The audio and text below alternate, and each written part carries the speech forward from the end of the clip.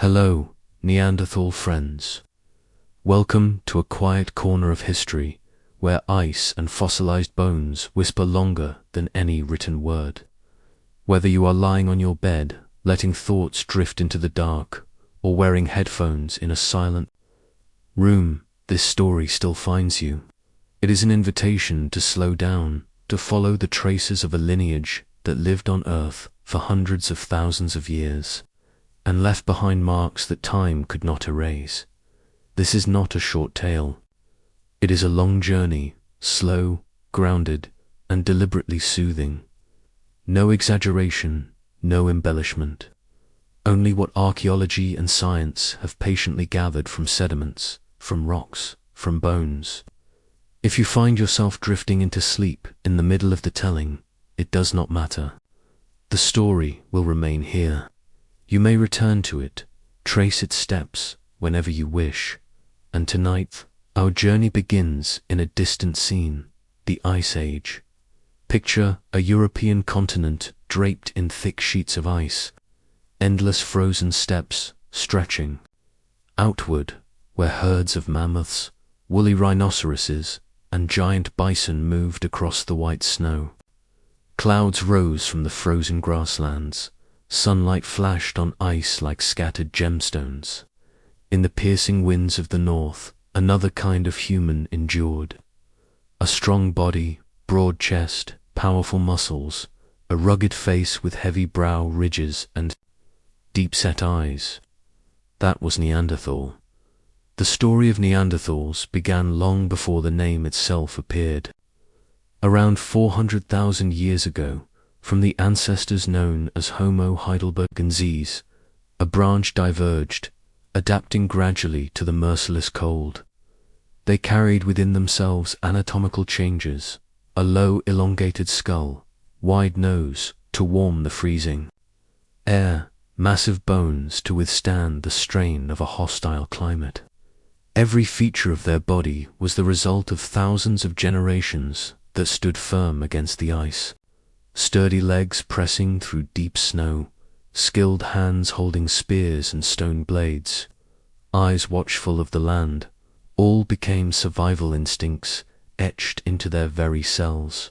Yet, Neanderthals only became known to modern humans in the mid-19th century. In 1856, within a limestone valley in Germany, Neanderthal miners stumbled upon a strange skeleton. A thick skull, low forehead, pronounced brow ridges. Not an animal, yet not like modern humans either. It was the first fragment of a larger story. From that place, the name Homo neanderthalensis was born. A lineage stepped out, no longer hidden in the shadow of time, but entering the pages of science.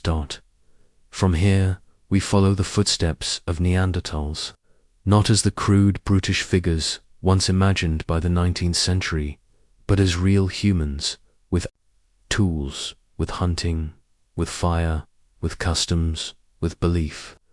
They were not a failed species, but a lineage that ruled Europe for hundreds of thousands of years.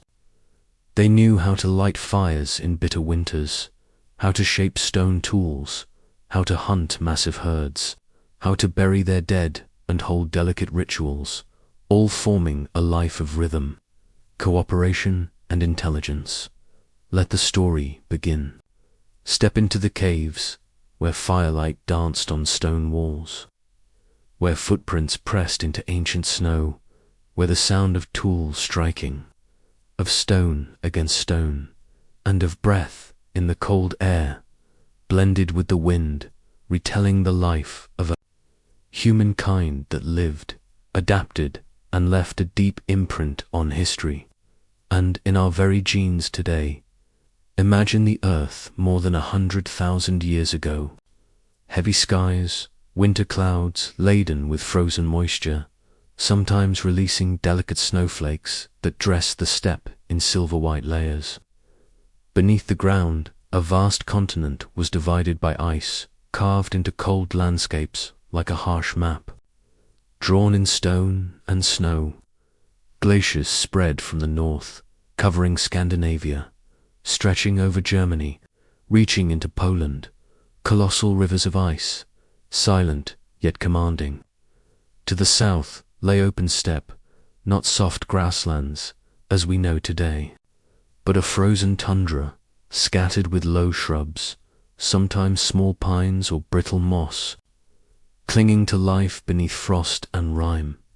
Upon this severe land, giant creatures still roamed, mammoths nearly 4 meters tall, their long fur brushing the snow, ears shifting in the wind, woolly rhinoceroses with thick hide and massive horns, grazed quietly in the mist, pausing to draw in the dry air.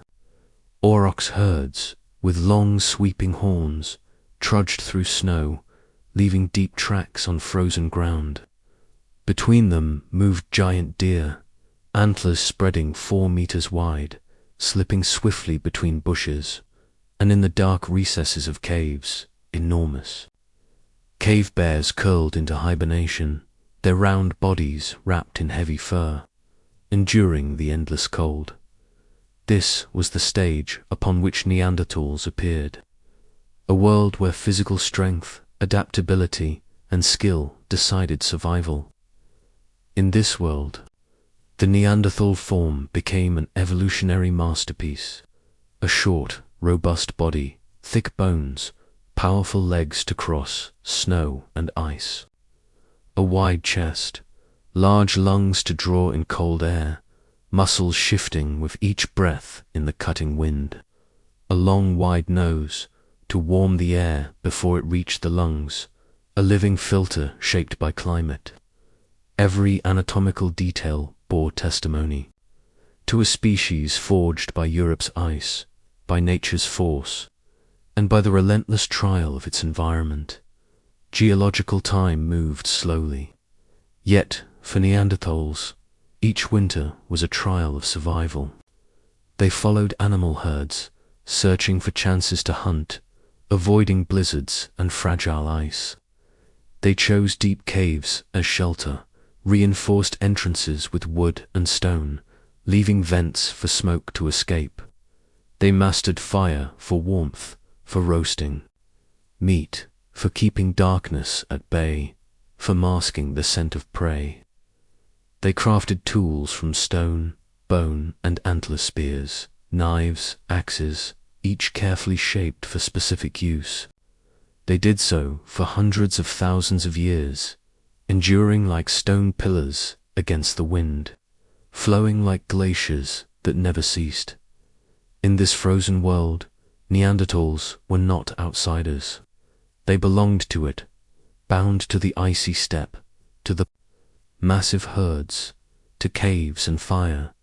They did not merely survive. They left traces deep in soil, in cut marks on animal bones, in stone tools abandoned in mud, their footprints pressed in snow, their handprints left on damp rock, their smoke lingering in caves, all quiet records of a life, a breath, a strategy of survival.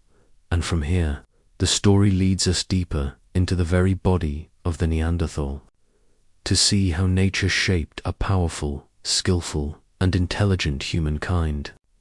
In a world where ice itself was the unforgiving judge, time retreats more than 100,000 years. The Earth's surface sinks into an ice age cycle that lasted thousands of years. Vast glaciers, kilometers thick, crawled from northern Europe, swallowing valleys and plateaus, turning once green lands into endless white plains. The climate was merciless. Winters stretched endlessly, frost consumed every corner, while summers were short, pale, and too cold to melt more than mountain streams.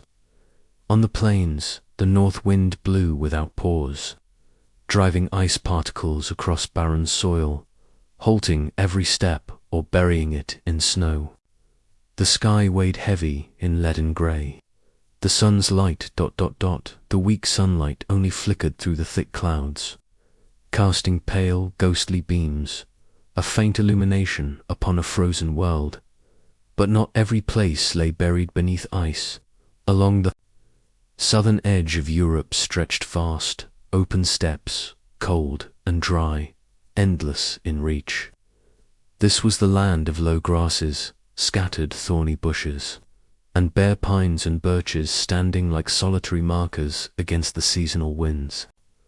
When the brief summer arrived, the snow receded, revealing pale green meadows where shoots and roots sprouted anew, sustaining herds of great beasts.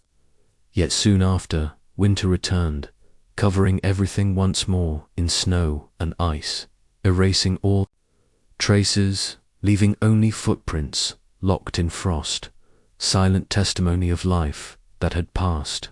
In this landscape, the giant animals still lived and multiplied.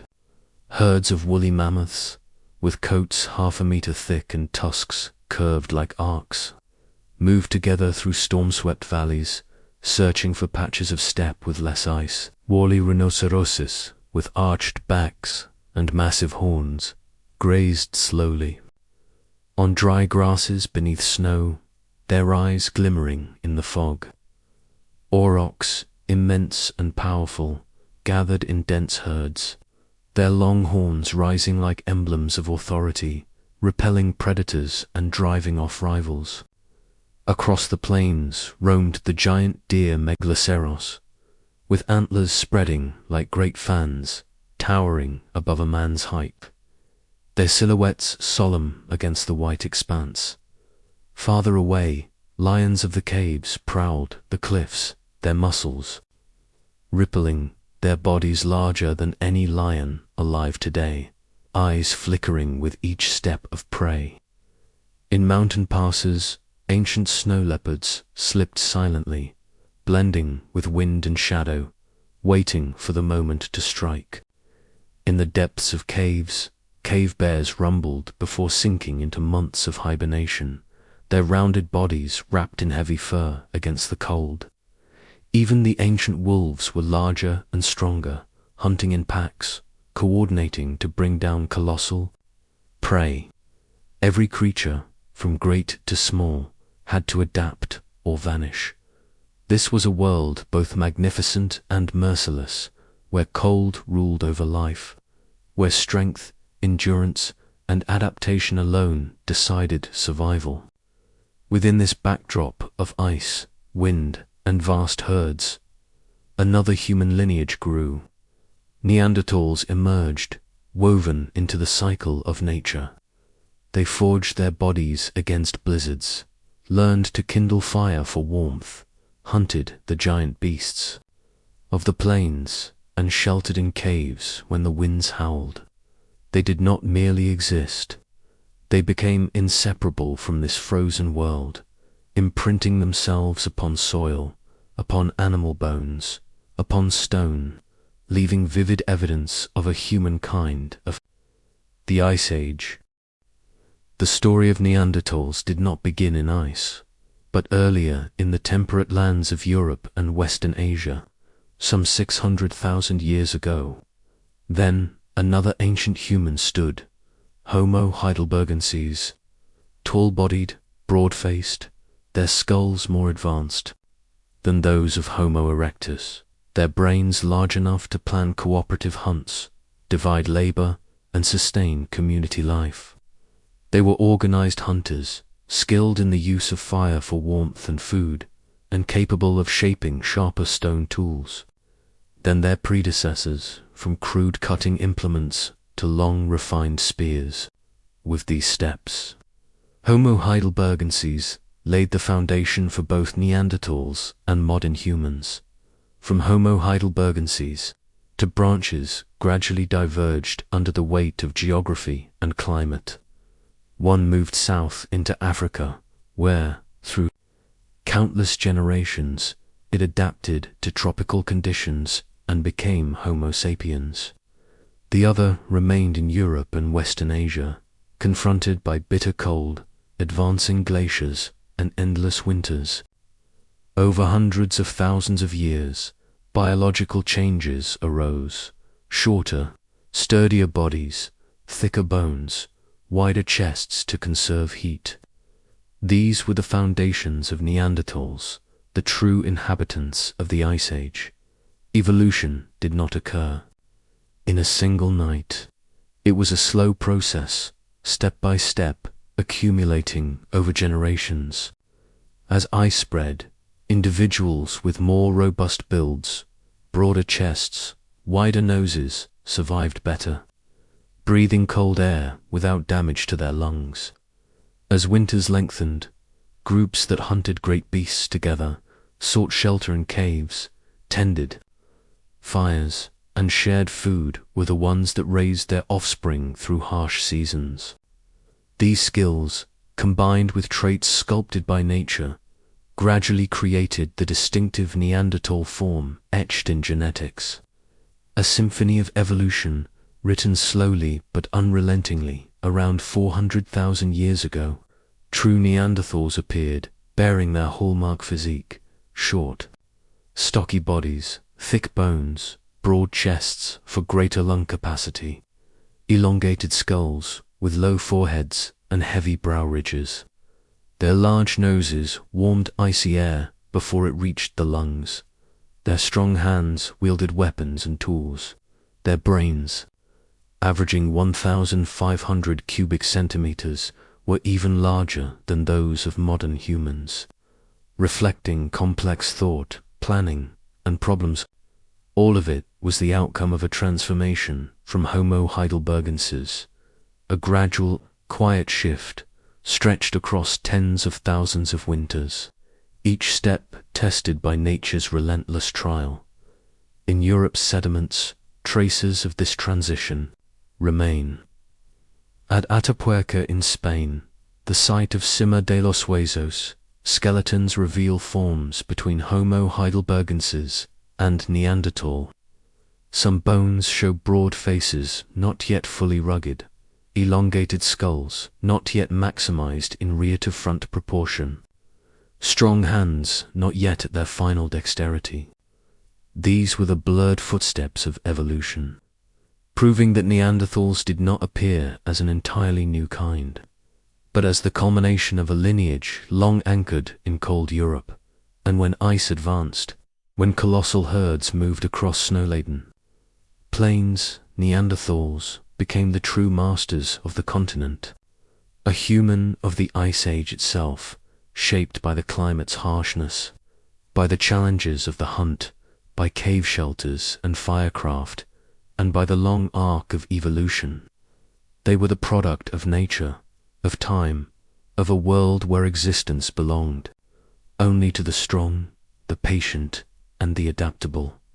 Summer of 1856, along the lower Rhine Valley in Germany, the Neander Valley, then only a narrow limestone gorge, where a small stream wound between steep cliffs, where the murmur of water mingled with the wind through rock crevices.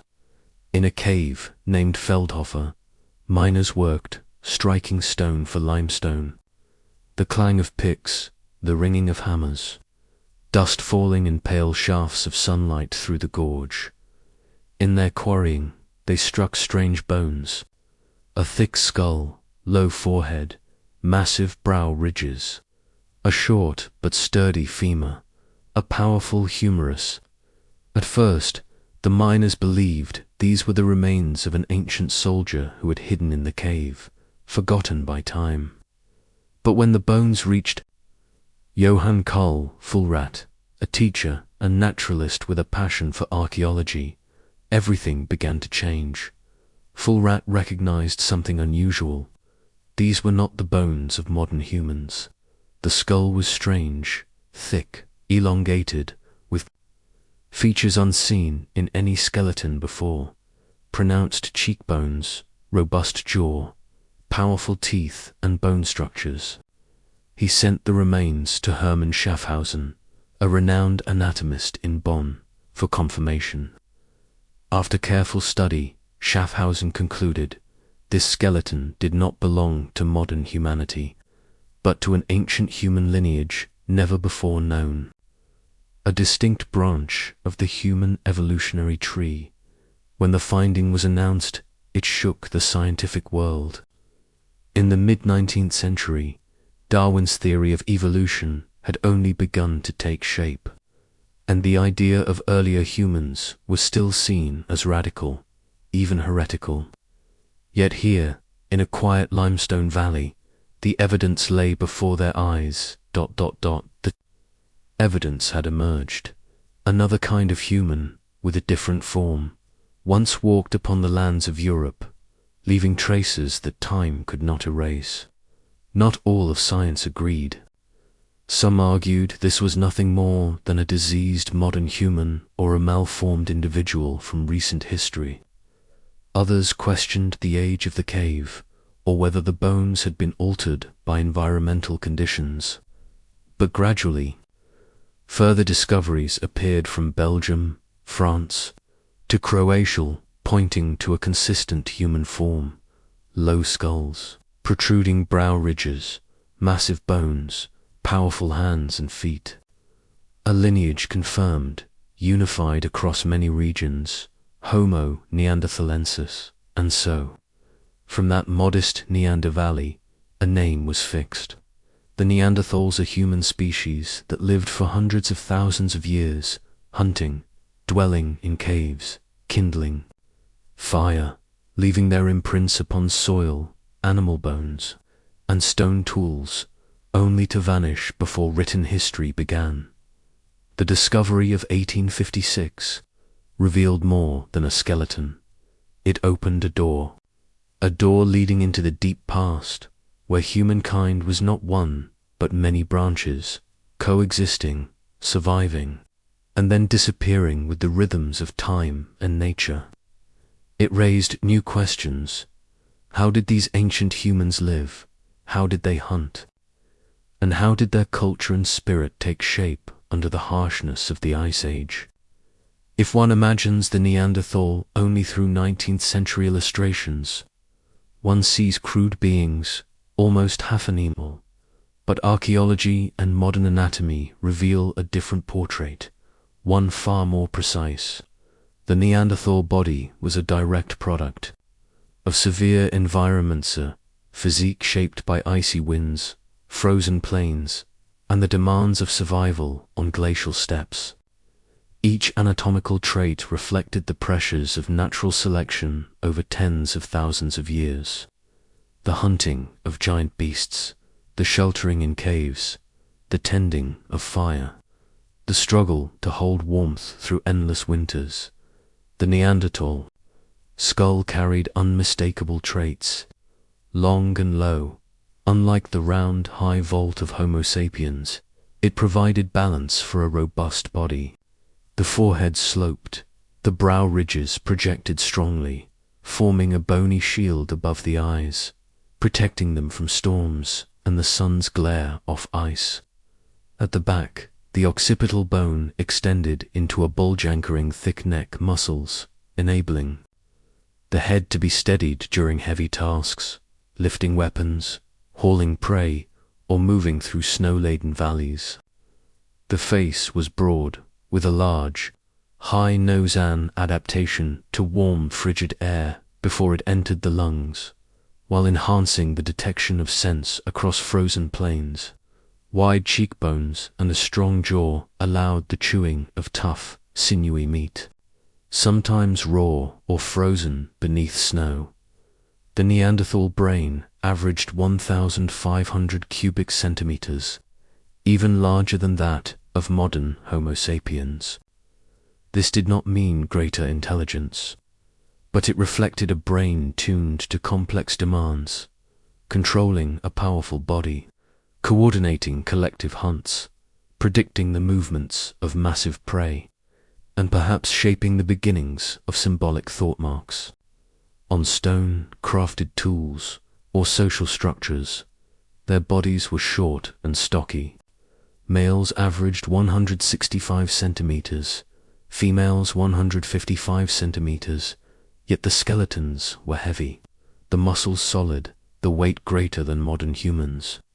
A wide, deep rib cage housed large lungs, enabling maximal oxygen intake in cold, dry climates. Arms and legs were shorter, in proportion to the body, an adaptation to conserve heat and mechanically efficient for throwing or wielding weapons.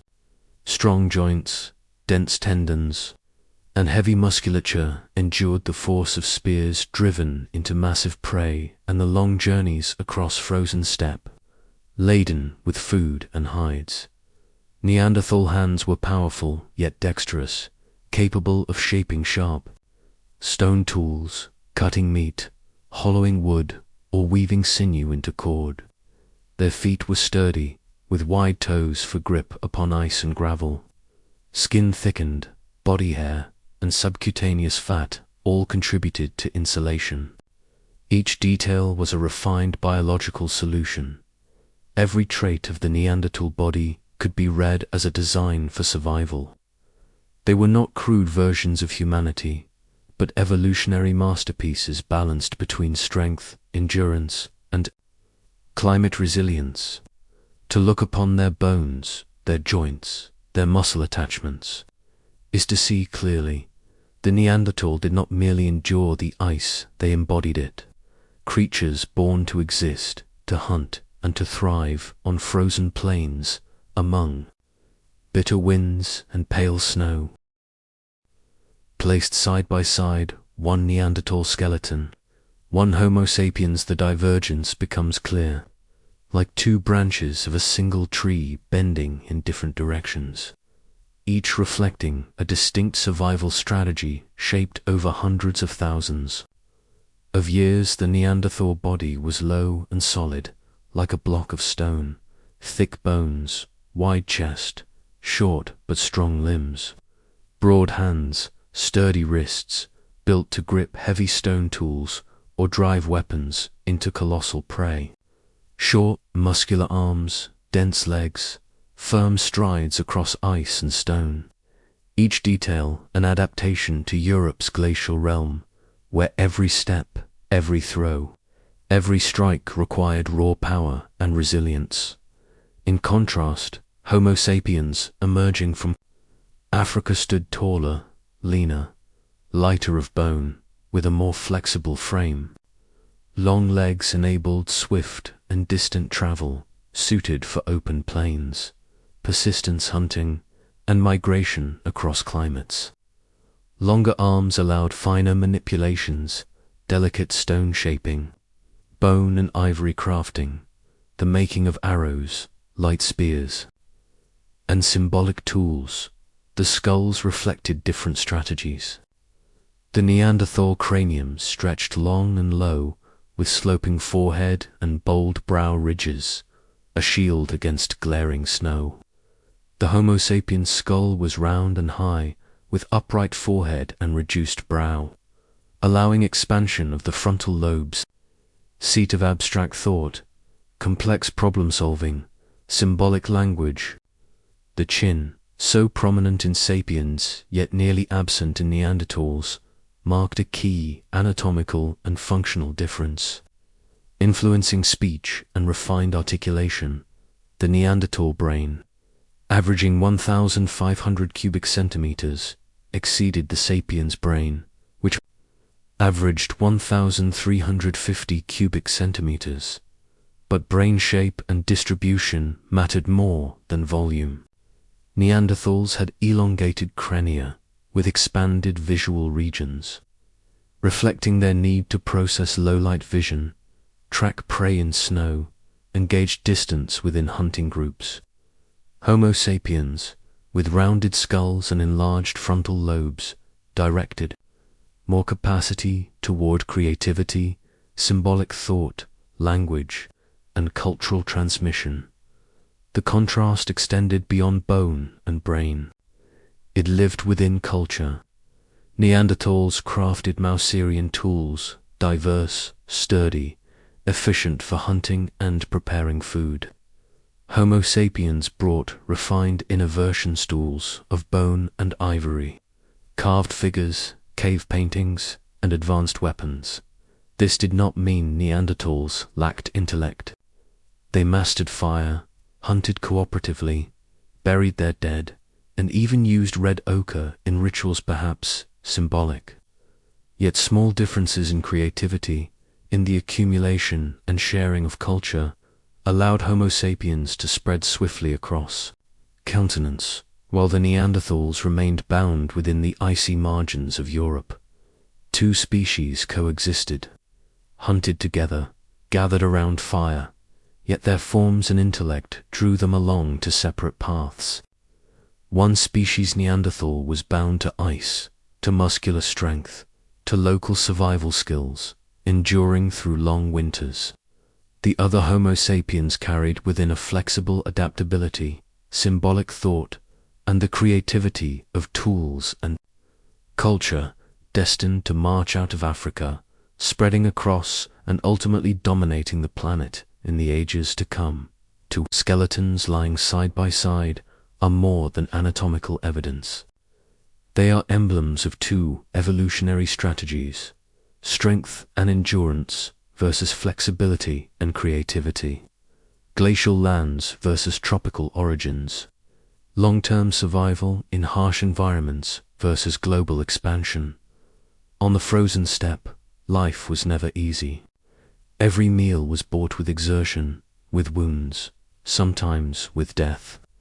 For Neanderthals, the powerful body was only part of the survival equation. Existence demanded collective strategy, a seamless coordination among the individuals of the group. Archaeological sites such as Le Cat des Saints-Brelade on the Channel Islands or Meran in southern France revealed scenes of large-scale hunts. Hundreds of bison, rhinoceros, and mammoth bones were found heaped at the base of cliffs or within narrow valleys. This showed that Neanderthals did not only hunt sporadically, but knew how to drive herds, one of the most sophisticated strategies in human prehistory. Herd driving was not random pursuit. It required prolonged observation, calculation of gaps, terrain, wind, direction, and the habitual paths of prey. Picture the scene. On a whitewashed plain, massive bison grazed on dry grasses, their breath rising like mist against the cutting wind. From afar, groups of Neanderthals stalked carefully around the herd, each step measured so as not to stir the animals before the decisive moment. Patient, observant, and deliberate, they pressed the herd toward ravine or slope. As space narrowed, shouts erupted, stones were hurled, feet thundered against the earth. Panic surged through the animals, driven toward dead ends, cliffs, or treacherous rock faces. With no way back, some slipped into the abyss, their lives ending at the edge of sharpened, stone-tipped spears raised at the appointed instant. Such tactics demanded close coordination and profound social understanding. Each Neanderthal knew its place, how to encircle, how to exert pressure, how to direct prey. Leaders may have commanded with distant calls, with signals of flame, with subtle bodily gestures. Muscular strength alone could not bring victory without collective intelligence and organizational skill. These hunts testified that Neanderthals did not rely solely on brute force, but on strategy, foresight, and precision. Not only giants of the Ice Age, but also deer, wild horses, antelopes, and smaller species were pursued to fill the diet. Mouse toolkit scrapers, points, hand axes found alongside animal remains showed the thorough use of every part: flesh for food, hide for clothing or shelter, sinew and bone for cord, tips, or auxiliary tools. This was a synthesis of strength, skill, and invention, each individual a hunter and a craftsman within the community. Hunting was more than sustenance. It was rhythm of life, a framework of society and culture. Every hunt required absolute unity, trust among kin, and an ability to read the language of the land. The fall of a mammoth or the cornering of a herd could sustain the group through a long winter, providing food, hide, and bone for the entire community. In the frozen world, individual power was not enough. Only collective strength, coordination, and strategic mind allowed Neanderthals to endure for hundreds of thousands of years. Each hunt was a testimony to skill, to survival, intelligence, and to the binding of body, tool, and thought, a symphony of biology and culture upon the icy steppe, in the sediment layers of the Ice Age, stretching from Western Europe to Central Asia. Splinters of flint still lie in silence, relics of a vanished time. To the unknowing eye, they are but sharp fragments of stone.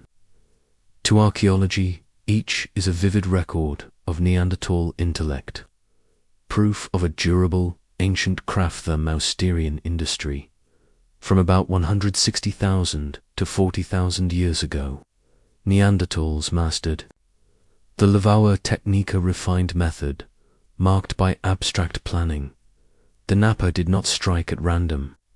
The stone core was prepared with care, shaped and smoothed beforehand, then flaked with precision to yield thin, sharp, standardized blades. Each blow was more than force, it was a calculated prediction, a geometric plan held in the hunter's hand.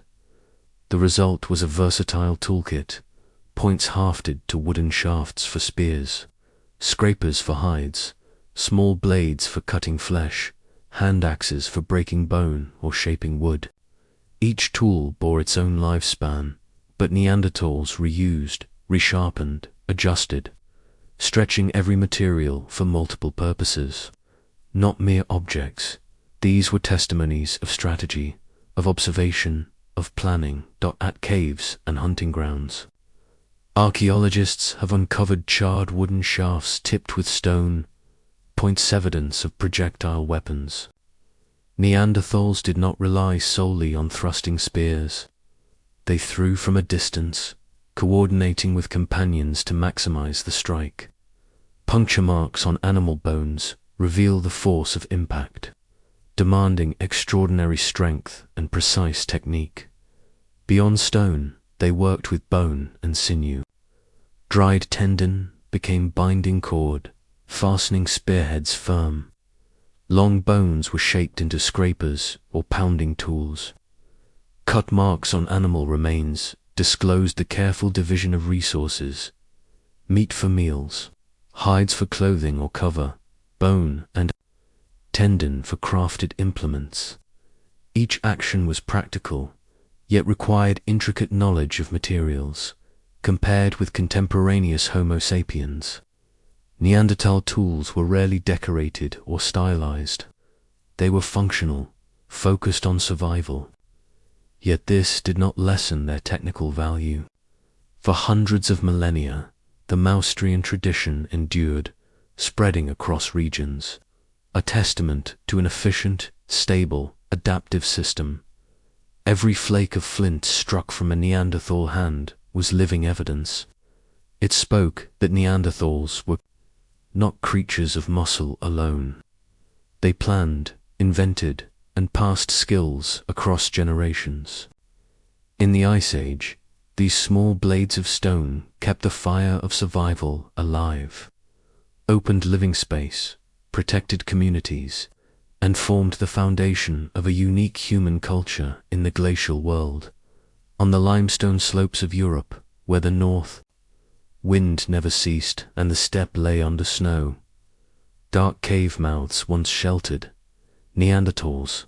Not all dwellings were caves, yet within the stone chambers, traces of survival were preserved most vividly, recording the rhythm of a people tied to the ice.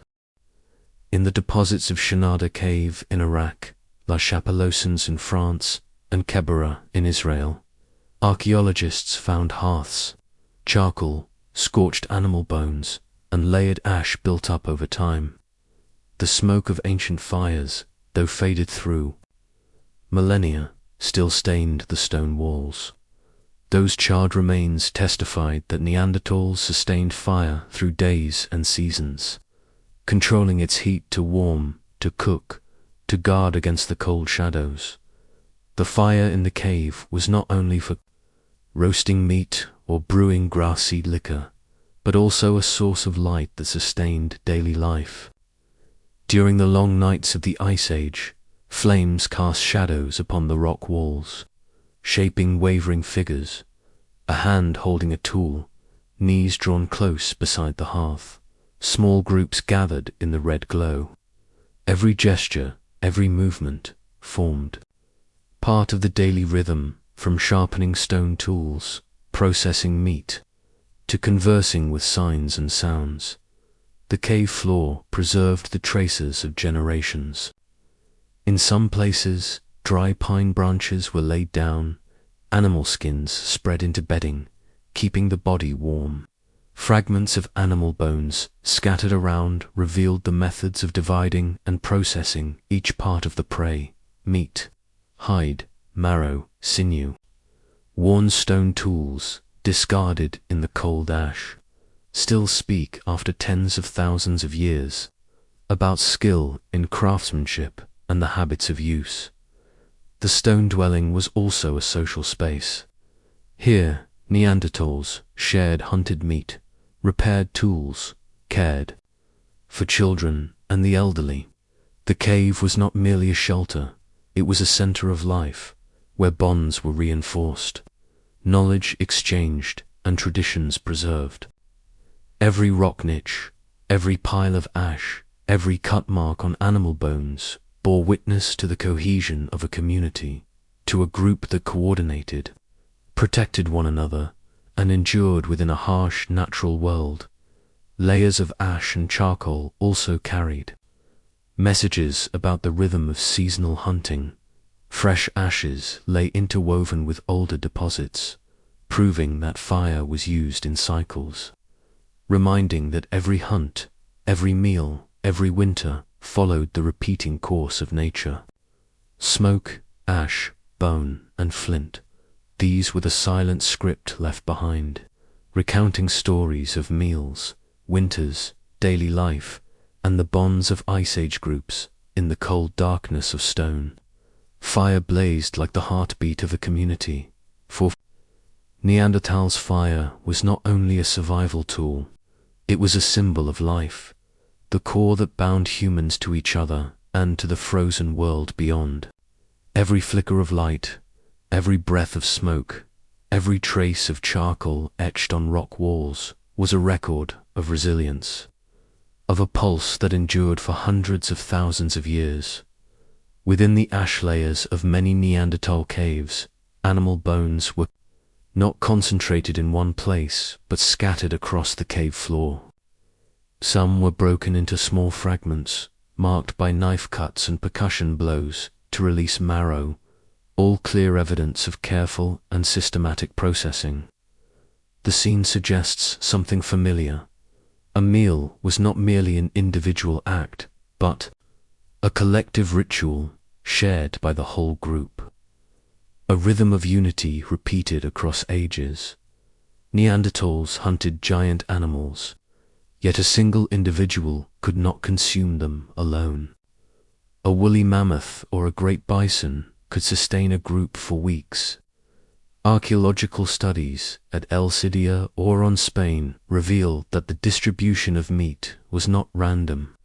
There are signs that portions were divided evenly, as though following an unwritten social rule, ensuring that every member, from the elderly to the youngest, received a share.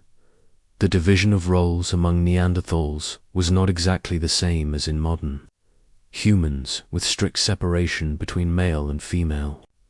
Where traces on the hand bones of Neanderthal women show they also performed heavy labor, perhaps taking part in hunting or at least tool making and food preparation. Children, though not hunting directly, were nourished with meat, marrow, and the best cuts, evidence of care for survival and growth of the next generation. They learned through watching, imitating the actions of adults, and gradually joining in the group's rhythm. The elderly, though no longer fit for the hunt, still held crucial roles. Many Neanderthal skeletons show signs of disease or healed fractures, proving they had once been cared for. A spine degenerated, toothless individual who survived for years is testimony to collective responsibility. None was abandoned. Each member, regardless of age or health, remained within the circle of the community. In the wavering glow of cave fire, the scenes of meat sharing, hydrosting, bone breaking for marrow were not merely survival acts. They were an unspoken language of cohesion. Every piece of meat passed, every portion of marrow shared was an invisible bridge linking generations, weaving a tight communal network that endured against the cold severity of the Ice Age.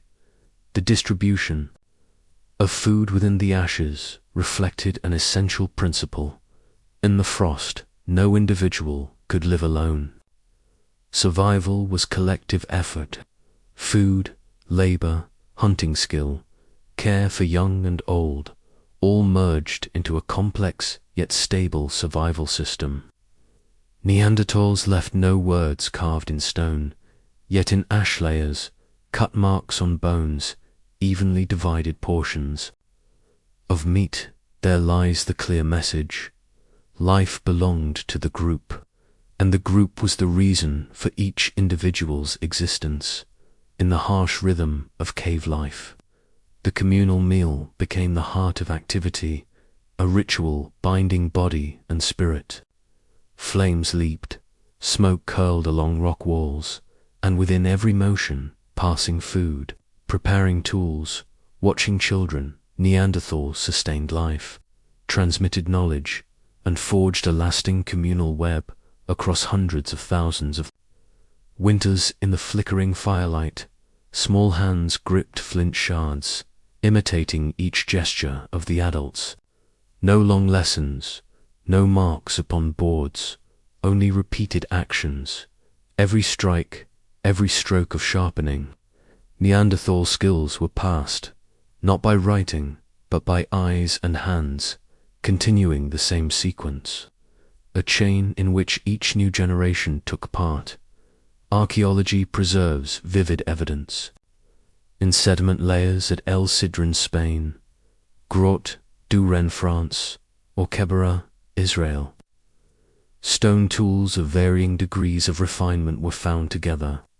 Some were small fragments, half-broken, rough, perhaps the practice pieces of children or beginners.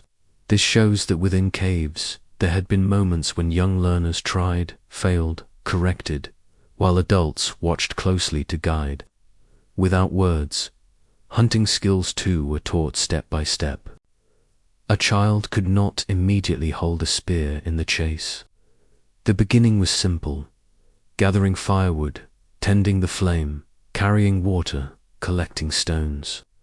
Later, they followed adults into the steppe, observing how to move within herds, how to choose positions, how to coordinate in driving prey. Gradually, real spears were entrusted to them, but only after they had proven understanding of environment and group rhythm, not only hunting and tools. Neanderthal children also learned to process hides, kindle fire, distinguish bones and marrow. Each small task, each step of handling material, was part of survival training. Everything tied to the practical rhythm of life. There was no room for detached theory or casual learning. Learning was doing, and teaching was showing, without words. What is remarkable is that Neanderthals possessed large brains, yet no writing system to preserve knowledge. Their knowledge was living tradition, carried in each gesture, each repeated action. A flint core struck in the same manner for tens of thousands of years, because young eyes had watched the practiced hands, copying every detail from the force of the blow to the angle of the edge in the cave's rhythm. Every new generation matured by inheriting the skills of the one before. No book was opened, no symbols carved in stone, yet the daily tasks, from keeping fire, breaking bones, shaping tools to hunting, formed the vastest classroom. Through hands and eyes, survival skills were inscribed into bodies, transmitted from one generation to the next. Thanks to this mode of learning, Neanderthals maintained the Mousterian tradition for hundreds of millennia. Amidst the grey cold of the Ice Age, each flint flake, each carefully cut bone, stood as living proof of practical intelligence, of the silent strength of tradition, showing that survival was not only muscle power, but also the ability to learn and transmit through action. Across the long stretches of time and the frozen spaces of a glacial world, winter in the Ice Age was unlike any winter modern humans have ever experienced. Cold winds swept across the vast steppe, thick with snow and ice, lasting not for months, but sometimes for half a year. In the early darkness of the afternoon, when the sun flared for only a few hours before sinking into the white horizon, life drew back into caves, where wind could not pierce and snow could not reach. Neanderthals entered those harsh months with careful preparation.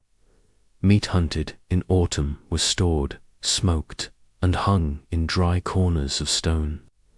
Animal fat, especially from mammoths, bison, or reindeer, became a precious source of energy, sustaining bodies against the relentless cold.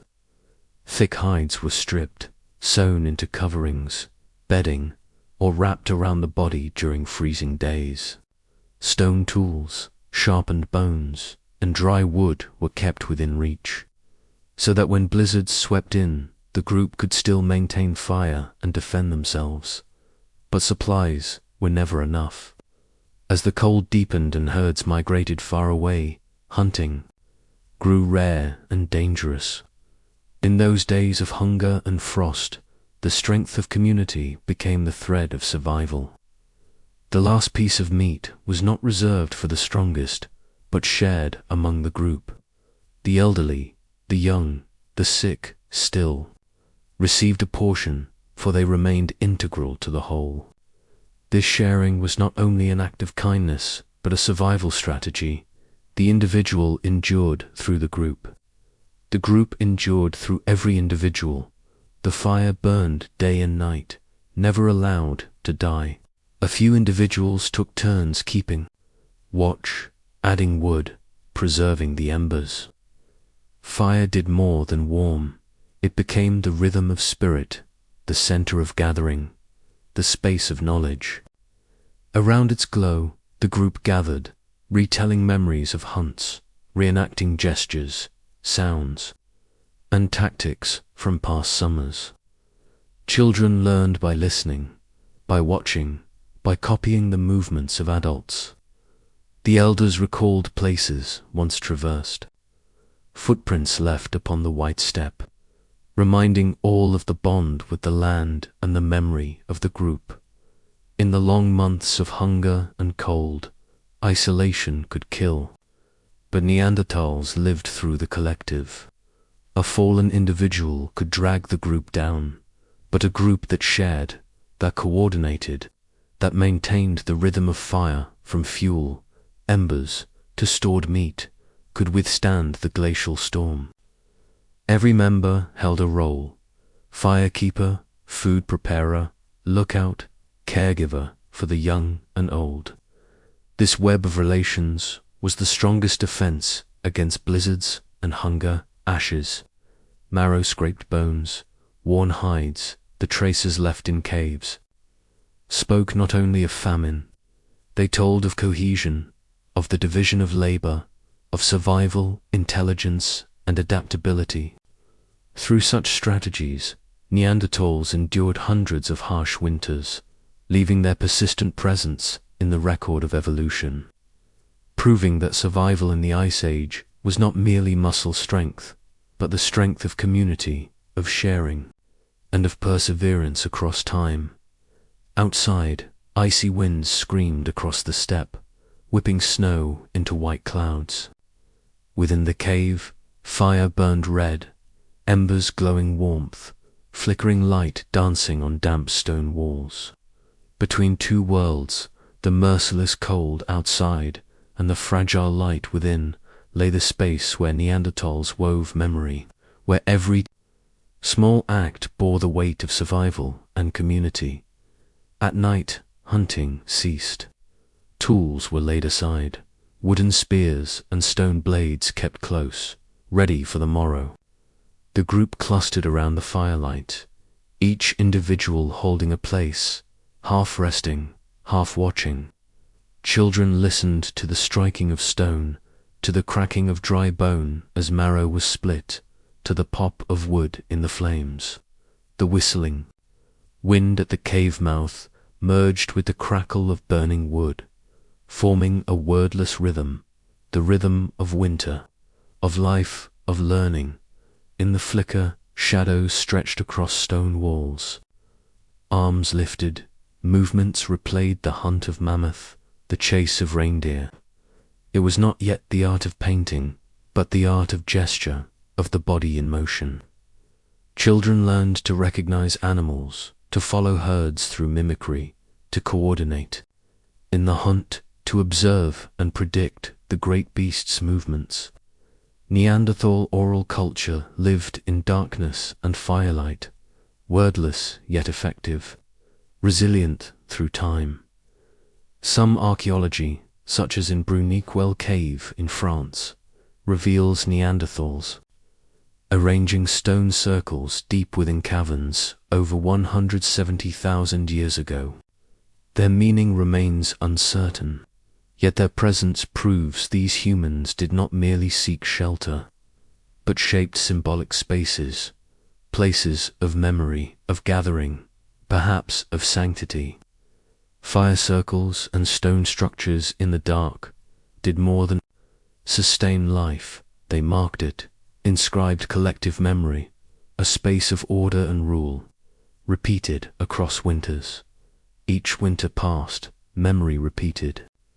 A hunting gesture reenacted, a new tool presented for the young to observe. A death in the group recalled by ash or fleeting marks upon stone. Gathered together, these acts formed Neanderthal culture, a culture without writing, but with collective memory, with symbol, with continuity across time and space. Younger generations grew through sight, through touch, through bodily memory, absorbing the rules of life and survival skills without a single written word. Through wind and shadow, the fire burned on, casting red warmth in the frost, and in its glow the first seeds of human memory, memory beyond survival, binding community, recording story and skill were sown. Each spark, each stone strike, each shadow on rock was a seed of culture, resilient through tens of thousands of years, leaving a lasting mark of Neanderthals, a people of the Ice Age, where memory and survival were bound together inseparably.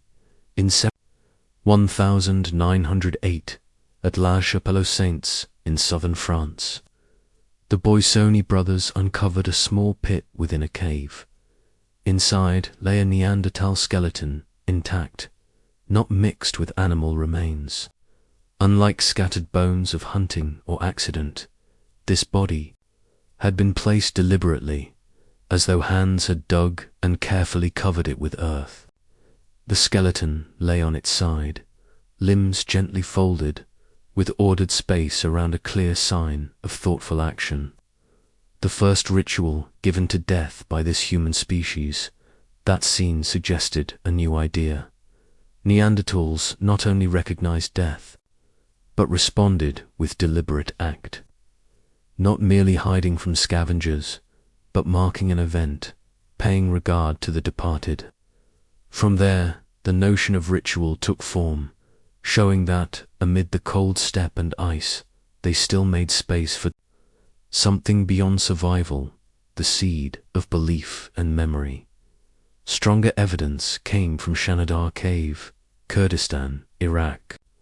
Between the 1950s and 1960s, archaeologist Ralph Seletsky uncovered several Neanderthal skeletons deep within.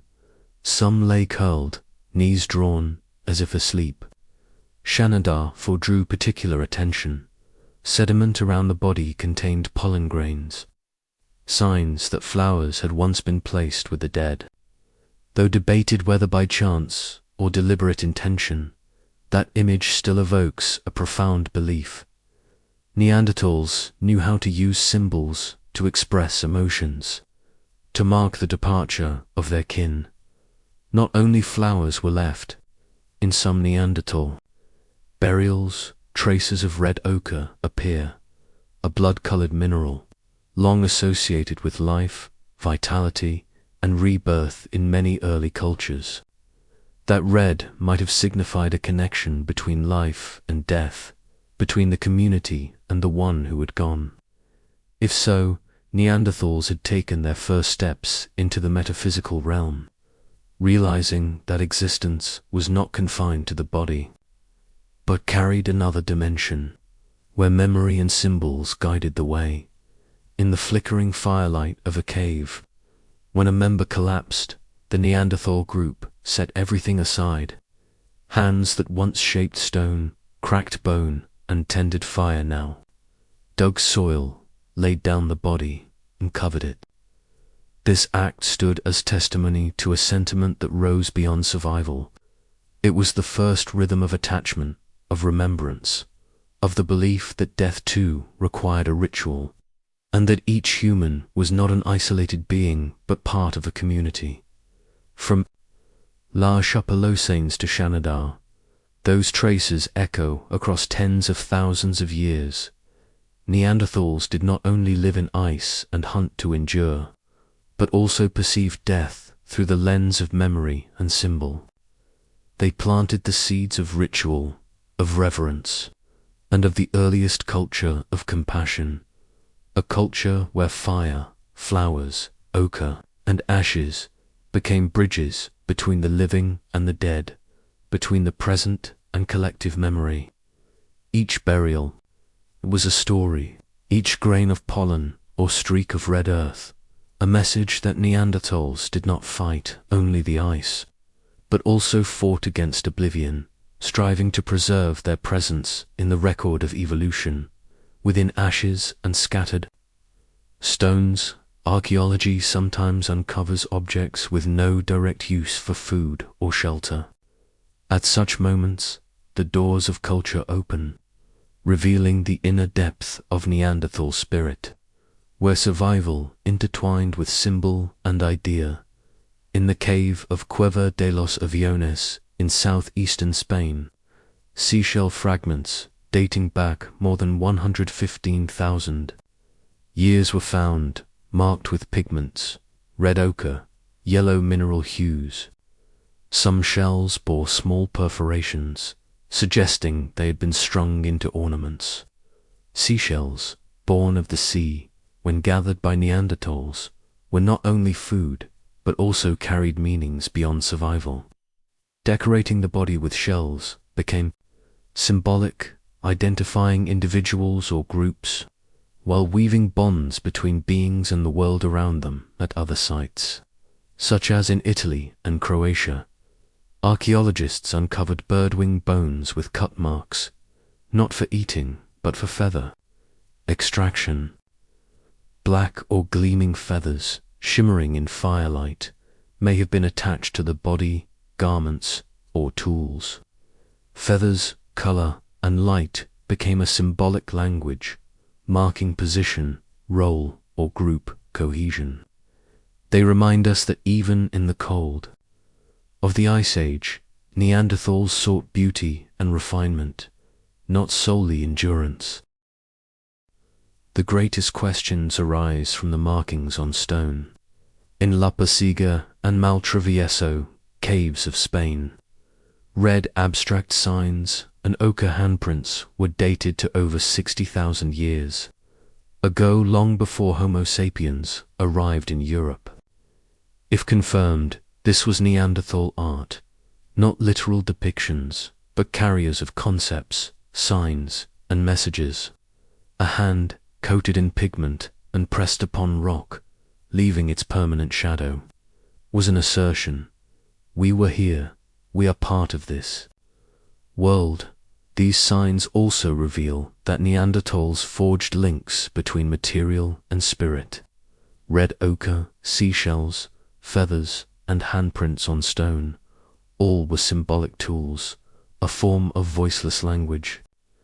They were not mere objects or markings, but bridges between humans and the surrounding world, between the present and memory, in the darkness of caves. Firelight flickered across rock walls, illuminating color traces that had dried for tens of millennia. The shifting glow made the paintings, shells, and feathers seem to awaken, narrating the story of Neanderthal imagination and creativity. This was no accident, but a form of speech, a presence of mind, a voice that crossed time, still resonating today, reminding us that even in ice and shadow, Neanderthals sought beauty, sought symbol, and inscribed the earliest marks of human culture. Language stands as the greatest boundary between humans and animals.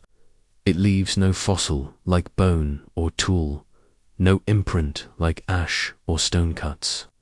Only indirect traces remain in the hyoid bone, in the skull, in fragments of genes.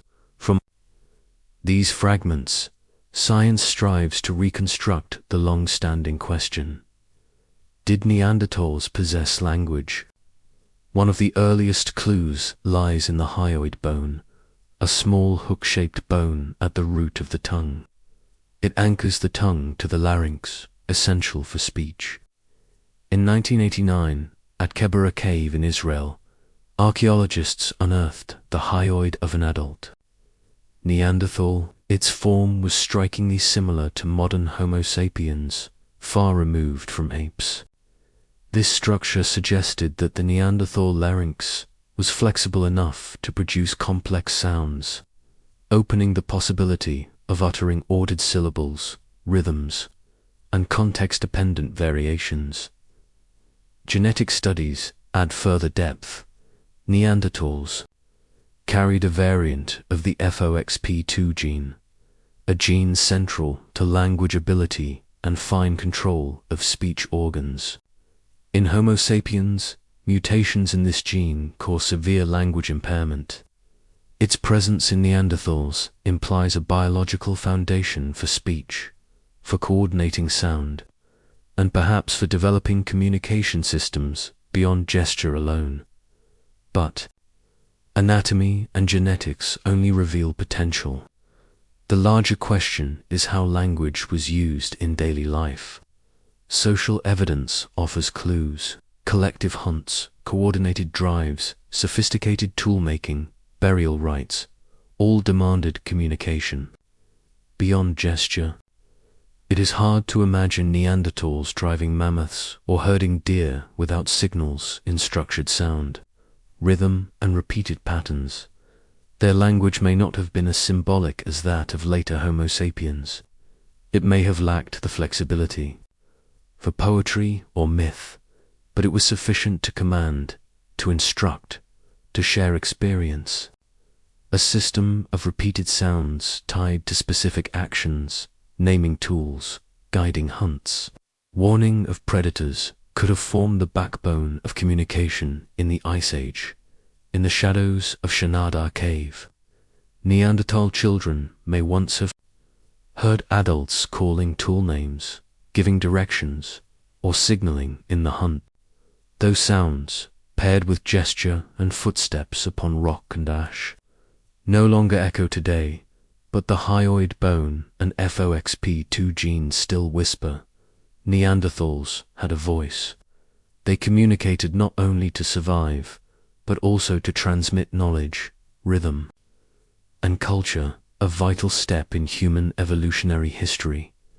Within the space of the cave, where darkness and firelight intertwined, sound became inseparable from communal life. Not only the wind's whistle through stone crevices, not only the crackle of burning wood, but also sounds created by humans, sometimes reaching beyond survival, becoming rhythms that shaped collective being. The first sound may have been stone against stone, As tools were sharpened, Neanderthals produced a steady tack, tack, tack, echoing through the walls. That rhythm, repeated, became a primal beat. Children followed the rhythm, memorizing the movements of skilled hands, while adults, accustomed to the sound, adjusted force and angle. Two stones striking did not only cut, but also created cadence. They created tools, but also sowed in the depths of caves the first rhythms of humankind, like a primordial instrument, yet full of vitality. Then came the hollow bones. At the Divya Babe site in Slovenia, archaeologists uncovered a cave bear femur pierced with aligned holes, dated to around 43,000 years ago. Many researchers believe this to be the world's oldest flute. Debate continues, yet the image lingers, wind rushing through bone, producing a drawn-out resonance, echoing across frozen steppes. If a Neanderthal once played it, then in the darkness of the Ice Age night, the first music of humankind may have sounded simple yet rich in rhythm, reminiscent of wind, of rain, and of the breath of the earth itself. Beyond stone and bone, the body was an instrument. The striking of thighs and chest, the stamping of feet in hunting rites all forged a communal tempo. That rhythm bound groups together, synchronized movements during the drive of prey, and reinforced cooperation and cohesion. On long, frigid nights, as winds whistled at cave mouths, those deep, resonant sounds became a presence of comfort, an audible proof of existence, of unity, of the collective dot. No one knows for certain if Neanderthals sang. Yet from archaeological traces and the presence of instruments, it is reasonable to believe they experienced sound beyond mere words. A primitive melody, a hand-beaten rhythm, a gust of air through hollow bone. This was the music of ice, where memory and impulse were expressed through beat, reverberation, and intensity. Each sound was at once practical and symbolic, a bridge between material survival and spiritual expression. In the cave's darkness, amid roaring winds and deep snow, groups of Neanderthals gathered around fire. The strike of stone, the flutes, resonance, the wind's howl all merged, reverberating against rock walls like an embryonic symphony. This was no longer mere survival tool, but a language of the spirit, where memory, community, and culture were cultivated. Within those rhythms, one can sense the seeds of human musica, wordless yet meaningful language. Born from frost and shadow, in that frozen world, Neanderthals were not only hunters, they were also prey, facing colossal creatures long vanished, yet once dominant across the icy plains. Creatures that tolerated no intruder. The cave lion Panthera, Leospelea, a great cat without mane, muscular and swift, larger than modern African lions. Remains of these predators are scattered across European caves, where claw marks and fractured bones remain engraved. To face a cave lion was to face raw speed and mastery of the hunt, a challenge any Neanderthal band had to reckon with. Sometimes, both species pursued the same quarry reindeer herds, wild horses, or even the same cave for shelter. Such encounters, amid snow and darkness, must have been mortal struggles where agility, strength, and coordinated tactics dictated survival. The cave bear Ursus Ispeleo's a northern giant, weighing half a ton, master of the winter domain, massive. Skeletons lie heaped in many caverns, where Neanderthals also once dwelled, proof of fierce competition. A single swipe of a bear's paw could bring down a hunter. Neanderthals hunted bears for meat, but also fought to hold shelter. A cave was more than a roof. It was a battlefield, where scents of flesh, earth, and fear mingled into the tense rhythm of survival. The ancient wolf Canis lupus aspileus, a massive ancestor of modern wolves, living and hunting in coordinated packs, bringing down formidable prey. At night, howls echoed through ice and darkness, a signal no group could ignore. Neanderthals wielded stone-tipped spears, working as a unit to resist, but any isolated figure was easy prey. Each encounter was a reminder that survival was a constant contest of strategy, adaptability, and instinct. In this mosaic of survival, Neanderthals did not stand atop the food chain. They were woven into its shifting balance, hunter and prey exchanging roles in every moment. One day they feasted on mammoth meat. The next they could fall beneath the claws of lions or the strike of a bear. The scars on Neanderthal bones speak of these brutal realities. Many skeletons show fractured ribs, cracked skulls, bite marks, injuries born not of tools but of direct clashes with great beasts. Yet some bones bear signs of healing. Ribs fused again, skulls knit after heavy blows, evidence of protection and care from others. In this, one sees that in a harsh world, collective strength was not only hunting strategy, but also a way to preserve life for the injured and frail in the Ice Age darkness. Fire and stone-tipped spears were fragile defenses, yet combined with strategy, cooperation, and social bonds, they secured survival. Against predators, endurance was not the triumph of individual strength, but of community, where each being added its rhythm to the shared pulse of life, enduring. Ice and danger. Encounters with cave lions, bears, and wolves were not only threats, but crucibles that sharpened intellect, reflex, and cohesion, shaping the survival identity of Neanderthals. In the Ice Age, territory was everything. A valley with a shallow river and migrating herds, a cave deep enough to block the wind, a plain of withered grass where animals gathered all could decide the fate of a group. Land was not merely land. It was food, shelter, and memory, where each footprint, each flint blade, each butchered bone became part of a lineage of survival. Archaeology reveals many regions of Europe layered with Neanderthal traces, separated by millennia, sometimes only a few generations. This suggests small bands lived apart, then returned, each leaving ash, bone, and stone fragments upon the same ground. In direct encounters, tension was inevitable. No group easily surrendered a winter refuge. No one yielded a hunting ground. Rich in prey. Broken tools, deep-cut marks on bones, and occasional signs of bodily conflict hint at competitions, sometimes violent between groups of their own kind. But trials came not only from Neanderthals themselves. Around 50,000 to 40,000 years ago, Homo sapiens spread into Europe and Western Asia from Africa.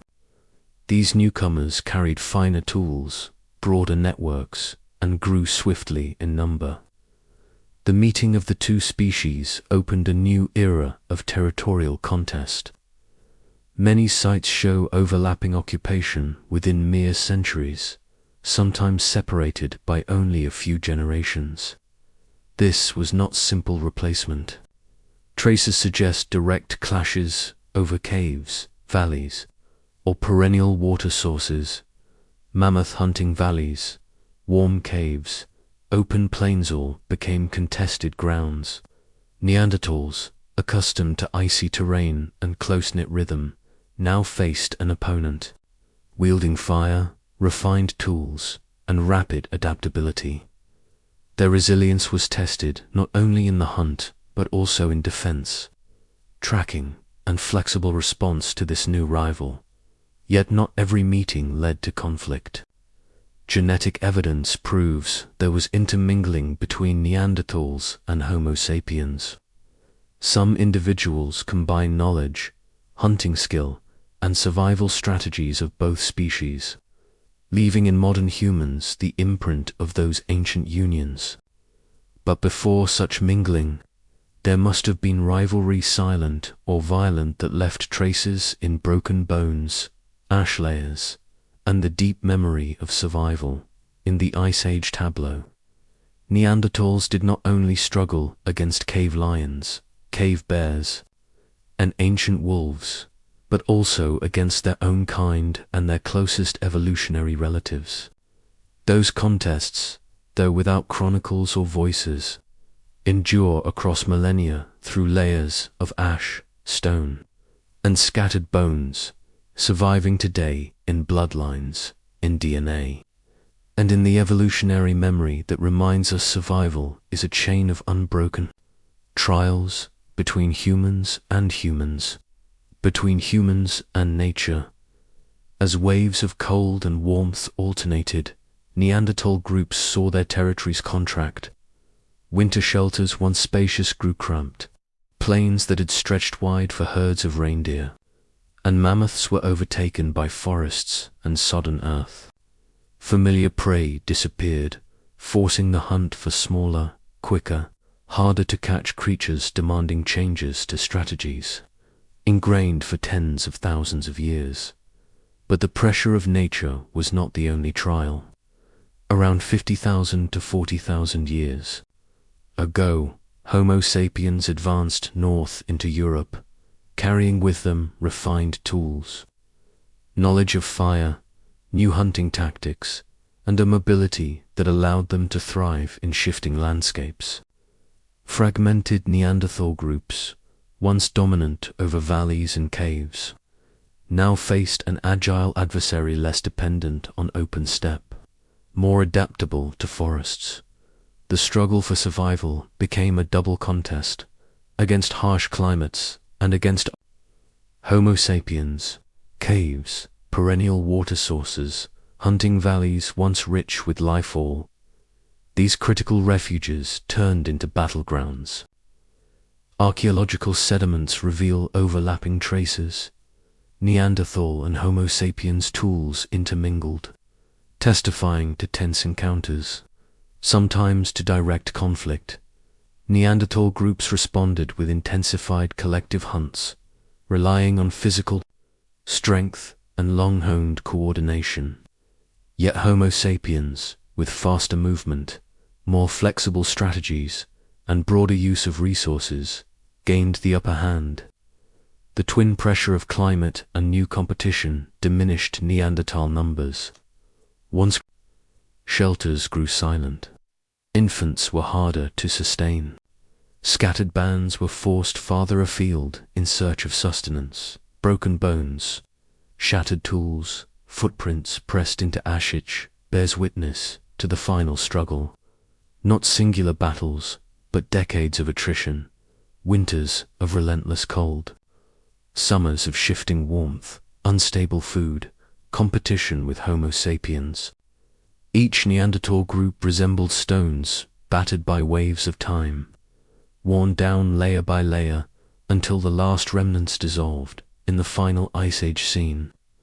Neanderthals still fought with every skill, every fragment of knowledge, every bond of community, but climate and Homo sapiens pressed without cease, driving a spiral where each step, each hunting season, was another fight for existence. Gradually, those enduring silhouettes faded into history, leaving behind ash, bones, and stone tools as testimony to the final survival struggle of the cold-bound lineage in the journey of evolution.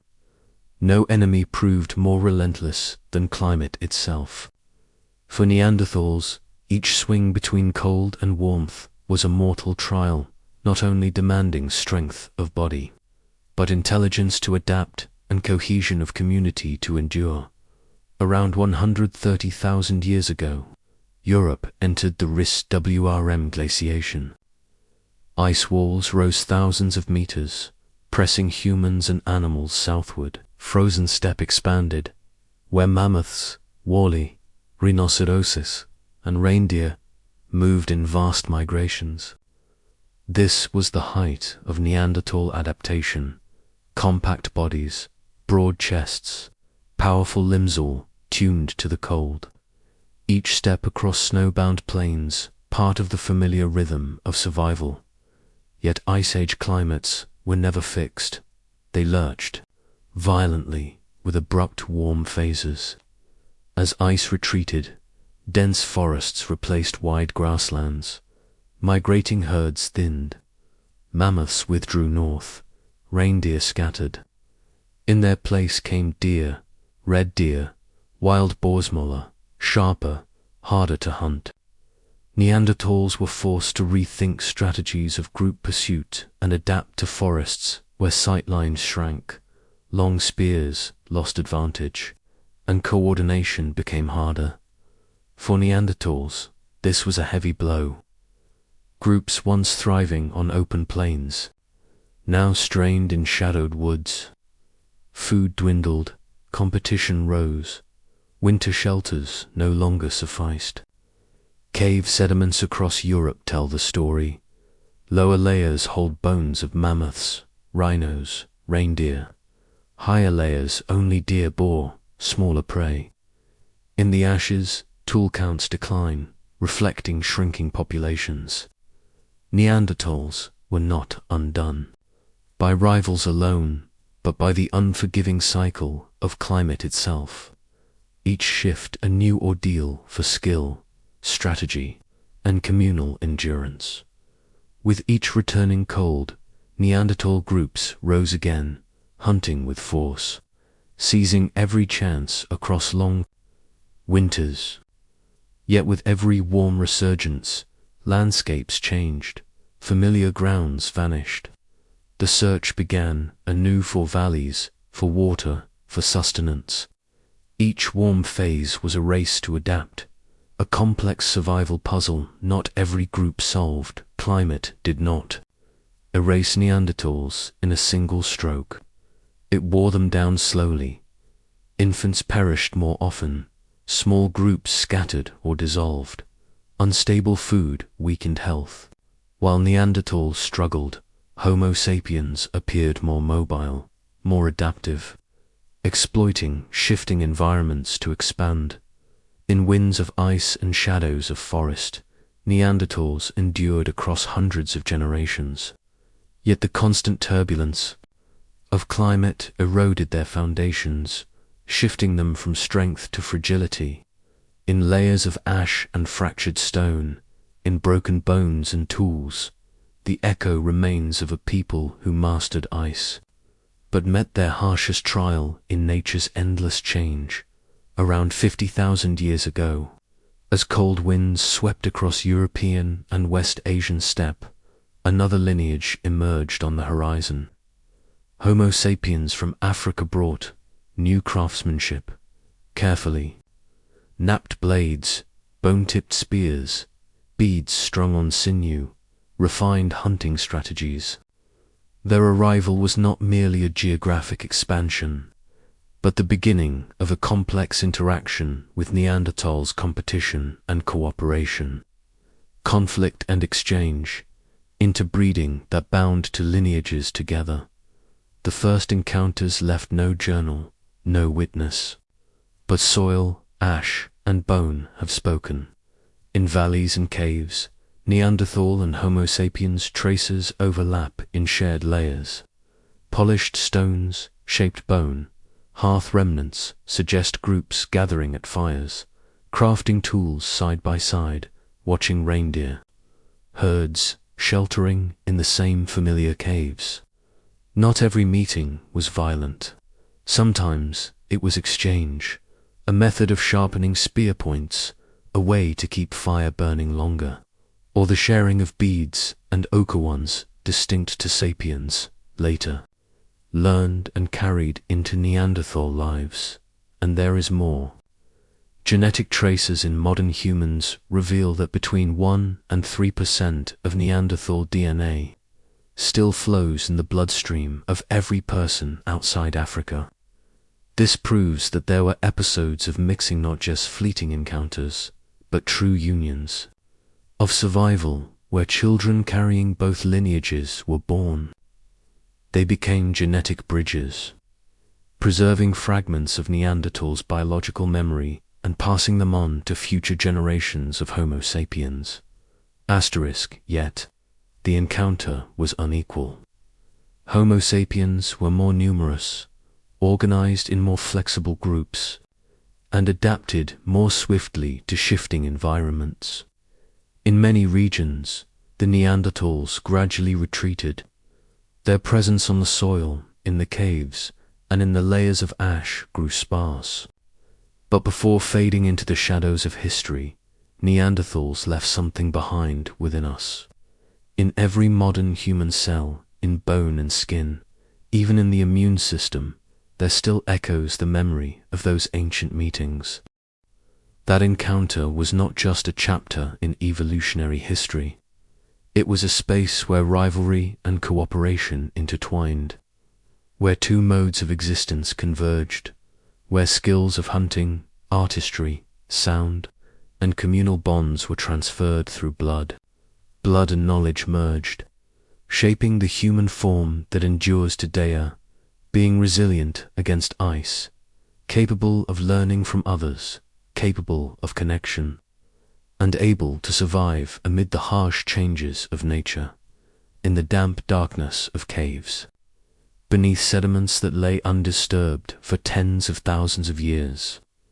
Neanderthal bones speak not only of hunting and climate, they also tell of hands that cared, of moments when kin were not abandoned, where survival and compassion became two sides of the same coin. Many Neanderthal skeletons reveal fractured ribs, splintered arms, cracked skulls, injuries so severe that a solitary hunter could not have survived. Yet in many specimens, the fractures had long since healed. This means that after being wounded, the individual had been fed, sheltered from predators, and granted time to recover. The survival of an individual depended not only on its body, but on the tight weave of the group, on the sharing of food, on mutual protection against blizzards and during the hunt. One of the most striking pieces of evidence comes from Shanada, Iraq. Here, archaeologists uncovered the remains of a middle-aged Neanderthal male, blind in one eye, missing his right arm for years, and crippled by severe leg injuries. Such a body could not have hunted or survived alone, yet he lived for many more years, perhaps decades. This was only possible because the community fed him, carried him through their journeys, tended to each step, and regarded him as an indispensable member of the clan. His survival became a living testament to social bonds that rose above mere existence. Similar evidence repeats elsewhere. At La Chapelle-aux-Saints in France, another skeleton bore healed rib fractures and signs of long-term injury to one arm. In caves across Europe, skeletons of sick or elderly individuals were found preserved well beyond their years, proving that the group had cared for and nurtured the weaker ones. All of this suggests that Neanderthals were not merely powerful hunters, but beings who practiced compassion, who maintained networks of support amid the ice and the unforgiving steppe. The fire in the cave was not only for warmth and cooking, it was the heart of sharing. There, the injured were kept close to the flames, given their portion of meat, protected, warmed, and surrounded by the sounds of stone being struck, bones being split, and stories passed from one generation to the next. Fire became the emblem of protection, of rhythm, of connection among people. In the progress of evolution, science often seeks signs of intelligence, of tools, or of hunting behavior. Yet perhaps the most vital sign of being human, both sapiens and Neanderthal, was the ability to care for the weak, to build communities that nourished, protected, and endured together. At Shanidar, at La Chapelle aux Saints, and in many other caves, Neanderthal bones whispered that they had known compassion and kinship, that tenderness, cohesion, and care were essential rhythms of prehistoric human life. On the frozen steppes of late Pleistocene Europe, mammoth herds, woolly rhinoceroses, and reindeer grew fewer. Migrations that once thundered across the land now came in scattered, broken streams. Climate cycles shifted, ice melted, forests thickened, grasslands shrank. For Neanderthals, this was the final challenge, the most severe in caves of Western Europe. The last archaeological layers record the decline with clarity. Mammoth and rhinoceros bones vanish, replaced by those of rabbits, birds, and scraps of deer.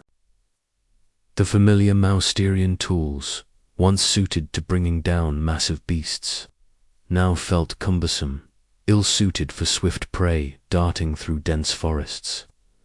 Neanderthals hunted in lean seasons, battling not only animals but hunger itself. Skills, once honed for orchestrating hunts on the steppe, now struggled to fit into shadowed forests and valleys cloaked in snow and rain. That image can be imagined. A small Neanderthal group entering winter, supplies dwindling, the cave fire burning, weak. Each year, the strips of dried meat hanging from stone walls grew fewer. Children received marrow from split bones, scraped from the last reserves. The elderly and the wounded relied on sharing that grew ever more strained. Each meal became a reckoning, each hunt a gamble against time and season.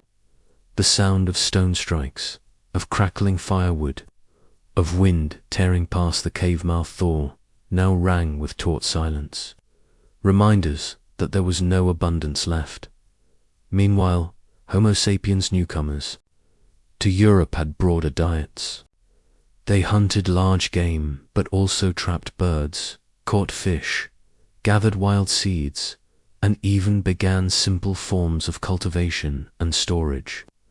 That flexibility became an edge of survival. In the same winter, Neanderthals huddled in caves, while sapiens dispersed, adapted, expanded territory, creating wider survival networks and reducing the risk of harsh seasons. The final hunts of Neanderthals were a desperate race against the environment. There was no cataclysmic battle, no sudden disaster, only slow depletion, fewer animals, longer winters, smaller groups vanishing from valleys. With each migration, each failed hunt, numbers fell, bonds shrank, and cultural traces dimmed until only fragments remained: ash, broken bone, abandoned tools. In later layers of earth, silence lingers. The Neanderthal flame faded, leaving charcoal, mixed with animal remains. Yet in that ash lies the imprint of a people who had lived with endurance, faced the ice, hunted mammoths, and buried kin with red ochre. Each layer of ash, each fragment of stone, tells of adaptive intelligence, of compassion for kin, and of cultural persistence even in near despair. The last hunts closed nearly 400,000 years of existence, and though the final fate was disappearance, Neanderthal legacy still flows in modern human blood, proof that they were never fully erased. Within every cell, in FOXP2 genes, in genetic signatures, they endure a testament that the power of community, of care, and of adaptability are values that transcend time.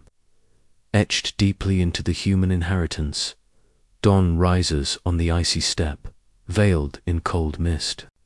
From the cave mouth, the smoke of last night's fire lingers with the scent of resin half-burned. Migrating birds beat their wings into the distance, carrying with them signals of the new hunt. The air remains silent, yet within that silence, every sound, the hiss of the wind, the rustle of leaves, The faint tilt of grass underfoot was information decoded by those who lived among the ice. The Neanderthal chieftain, a robust figure with shoulders wide as a stone doorway, stepped forward first. In his hand was a long wooden spear tipped with a Mousterian flint head, polished smooth by countless hours of work. His face bore the marks of years of hunting, a scar cutting across the cheekbone, a record of a past encounter with a cave lion. In winter, each step pressed into the frost, reminding the group that every action carried the weight of survival behind him. The hunters stood ready, a few broad-shouldered young men, a strong woman skilled in rabbit traps, and 2 adolescents, just old enough to carry spears. Today would be a lesson for the youth, and also a chance for the tribe to preserve its fire through the cold season. Glances were exchanged, gestures flickered, an unspoken language full of meaning. Breath, footsteps, heartbeats aligned with the rhythm of stone striking stone, forming a primal symphony of the community. The hunt began in silence. On the hardened ground, the footprints of a mammoth lay deep, like small craters. The chieftain knelt, touching the impression with his finger. The edge was dry, the center still moistened of recent passage. No words were needed. His nod was signal enough. The hunters spread out, curving into a semicircle. With each step, the young followed his rhythm, learning to read soil, to read wind, to read sound. The herd emerged as the sun tilted west. A massive aurochs, shaggy-haired with crescent horns, grazed by the forest edge. The chieftain raised his hand. The group froze. In that moment, only the sweep of wind across the grassland, the pounding of hearts, the hurried chirr of insects seeking cover could be heard. Space and time seemed suspended, all senses converging on one target. The tactic unfolded. A smaller party circled behind, stirring noise to drive the beast forward into ambush. When the aurochs burst out, dust swirled. The chieftain hurled his spear, flint pierced deep into the flank. The beast's roar thundered like storm. Other spears followed, a brief but furious clash. The animal staggered, then fell, blood soaking the young snow. The earth's scent mingled with metallic warmth, imprinting the air with survival's victory. Then came the rhythm of stone tapping against spears, an ancient cadence of triumph, summoning those in the cave to prepare the division of meat. Each strike was a reminder. This was not only a hunt, but a declaration of presence, the continuation of a lineage thousands of years old.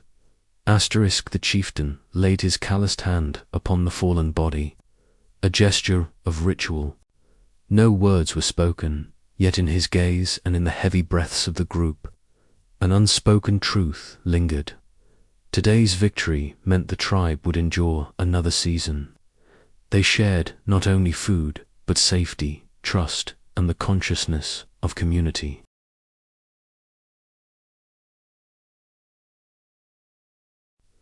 The sun dimmed, shadows lengthened. Meat was cut, bound into bundles for the return. Blood's raw scent fused with the cold wind. Tonight, the cave fire would blaze. Children would eat their fill. The old and weak would be sustained. The crack of fire, the laughter of children, the tapping of stone together, composing a living song. The hunt closed not merely as conquest of nature, but as the heartbeat of a Neanderthal community, where every gesture, sound, and act carried the imprint of culture, solidarity, and survival. Outside Shanadar Cave, the sky hung heavy in grey. Winter light slanted through the cliffs, tinting limestone with pale silver and muted brown. The cave mouth opened as a hollow of stillness, where earth mixed with bone fragments and ash of countless generations.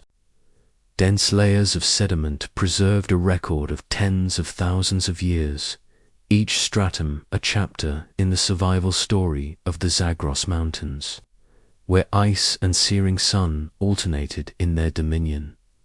Inside, archaeology revealed a rare moment. A burial.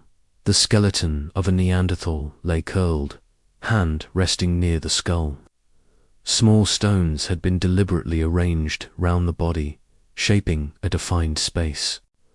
Ash and soil intermingled, evidence of fire, not a great blaze, but a subtle, intentional flame, as if light and warmth had been summoned to console the living and honor the dead.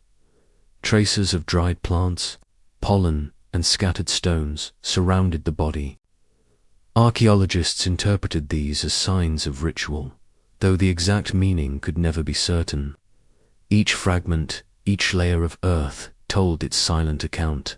The fire's remains, the bone's position, the plant fossils, all composing a record of how Neanderthals faced death, how they acknowledged loss and community. The body had not been discarded or disturbed, but carefully tended, shielded in its final moment. Beyond the cave, wind roared through mountain passes, carrying the damp scent of earth and winter steppe. Within, sound dissolved into sedimentary silence. Each stone, each ash layer of the burial was more than matter. It was evidence of emerging consciousness, of care for the dead. Rocks and ash drew a sacred boundary between the realm of the living and that of the departed, reminding survivors of life's continuity. The grasses may have been gathered from distant fields. Stones were chosen to encircle the body like a protective ring. Modern archaeology acknowledged that while Neanderthals had not developed complex religion, their treatment of the dead reflected profound awareness of mortality, memory, and kinship. The act was more than physical ritual, it was cultural expression, where survival skill, memory, and empathy merged. This moment, reconstructed through imagination and evidence, was not merely a funeral scene.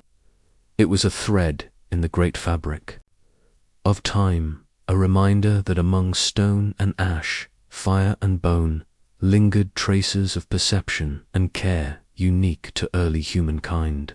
In each layer of soil, each stone, each fragment of plant, the echo of concern and kinship remained, bridging past and present, whispering that humanity began in such silent yet meaningful acts. Outside, sunset slid along the ridges, tinting rock and brush with faint orange flame. Winter wind swept the valley, stirring low grass with the scent of soil and fallen leaves. Within the cave, or near the sheltering stones, a Neanderthal group gathered around the fire's blaze. Smoke drifted upward through the cliffs, mingling with twilight light, forming veils of vapor that hovered above the cold stone, marking the rhythm of a frozen steppe in motionless silence.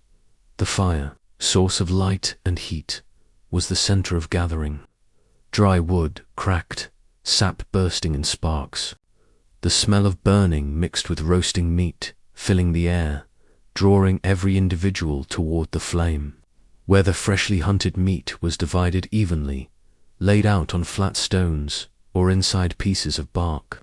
With stone blades in hand, the group separated flesh from bone, discarding the inedible fragments, carefully keeping the sturdy bones for tools, and sometimes for small rituals that marked respect for both the prey and for one another. At another corner of the fire, tools were being forged.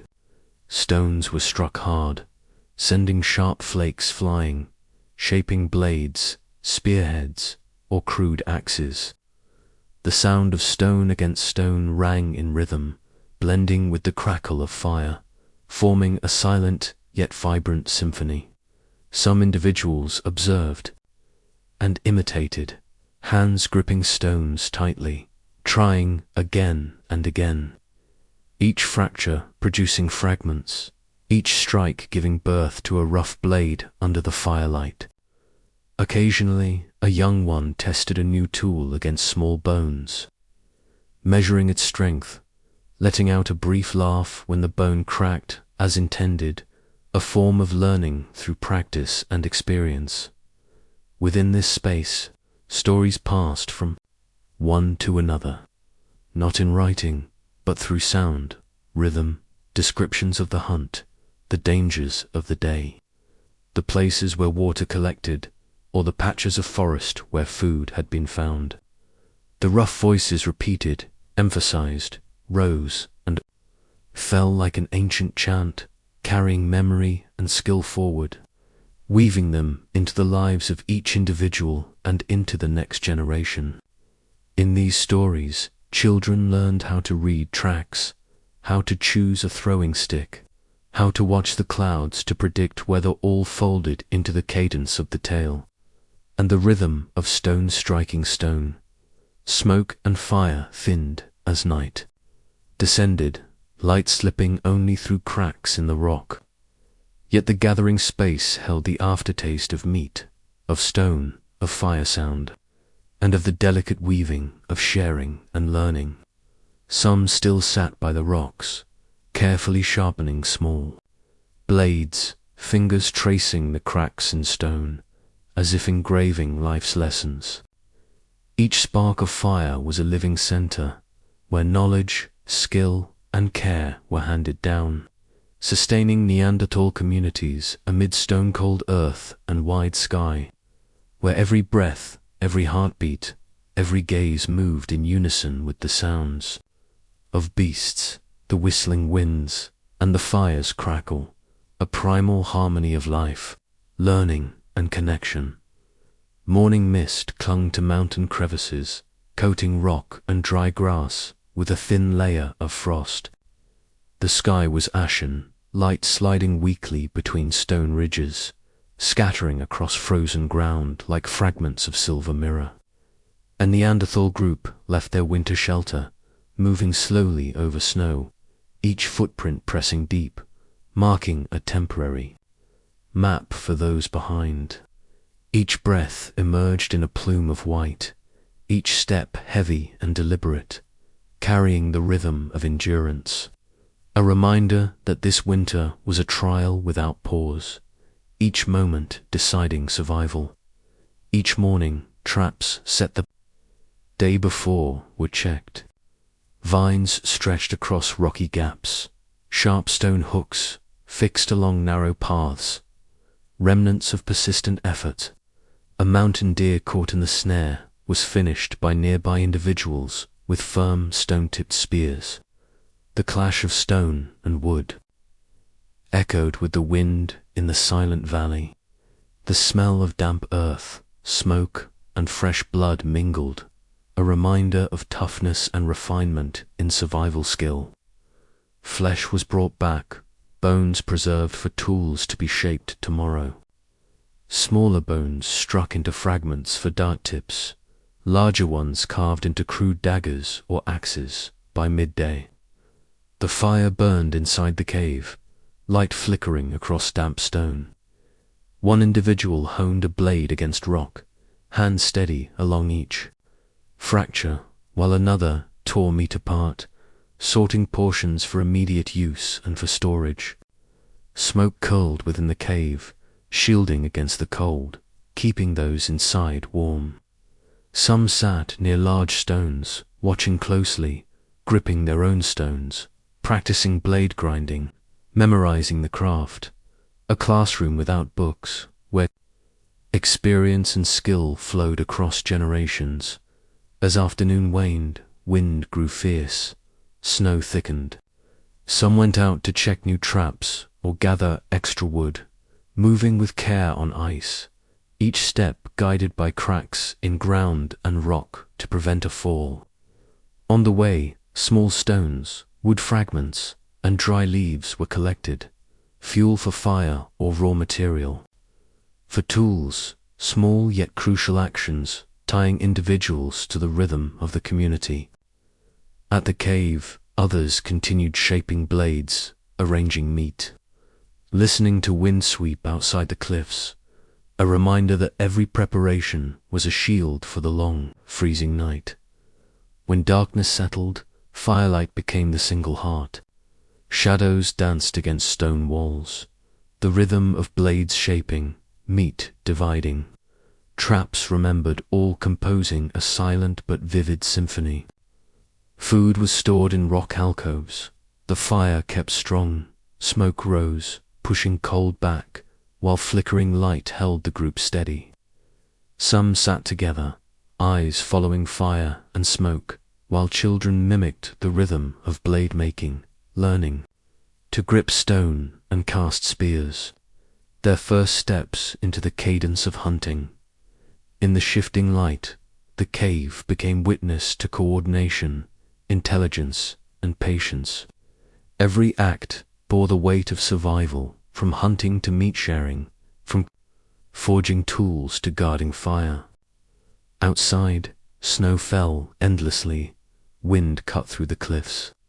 But inside, the winter rhythm endured, inscribing the mark of a resilient Neanderthal community, where every breath, every heartbeat, every gaze wove into nature's harsh cadence, forming a living map of survival, a testament of endurance, adaptation, and intelligence accumulated across countless generations.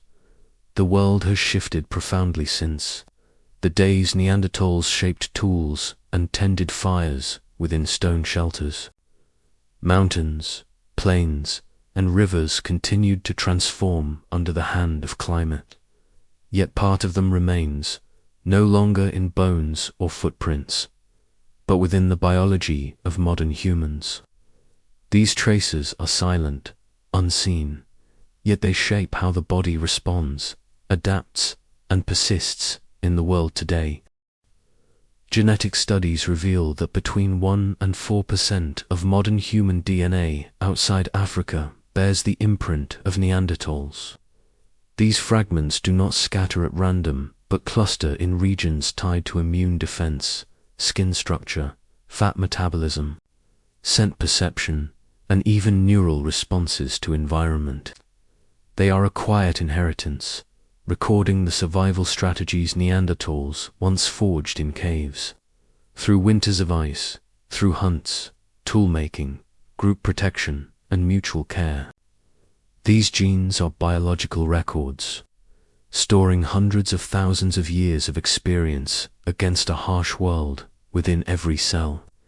In every DNA strand, there lie fragments that once helped Neanderthals resist parasites, endure cold, or adapt to a protein and fat-rich diet. These pieces of code, seemingly inert, are in truth biological memories, lessons of endurance, adaptation, and survival. Some genes still influence vitamin D production under weak sunlight, regulate body temperature, and balance energy exchange.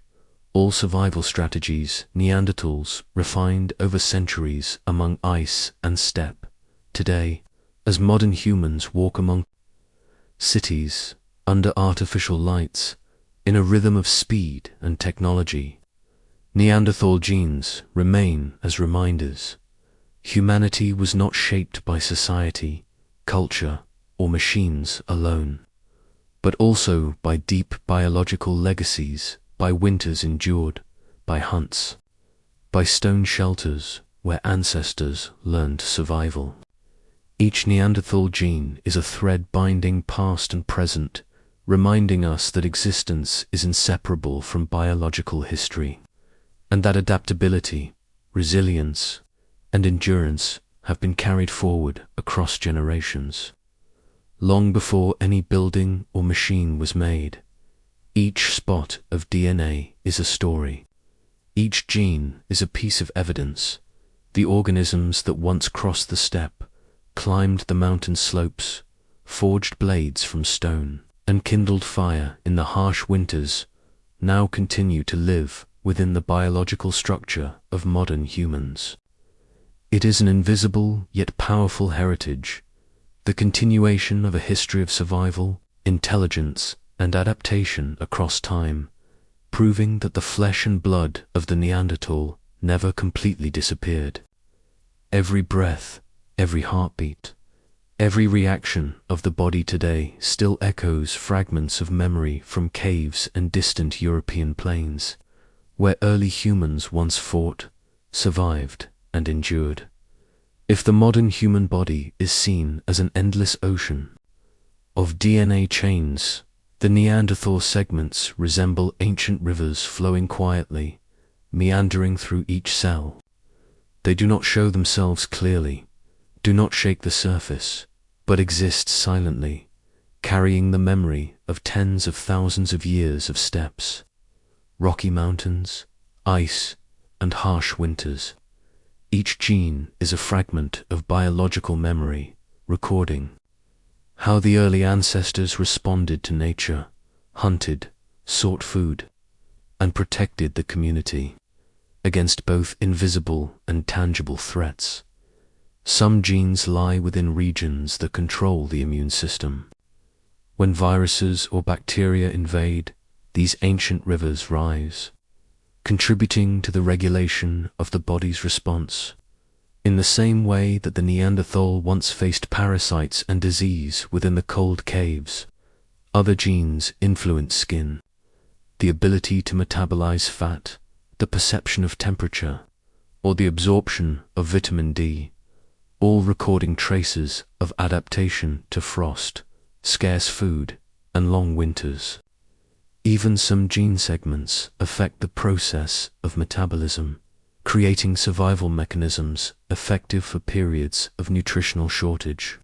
Strategies that once kept the Neanderthal and its community alive through centuries.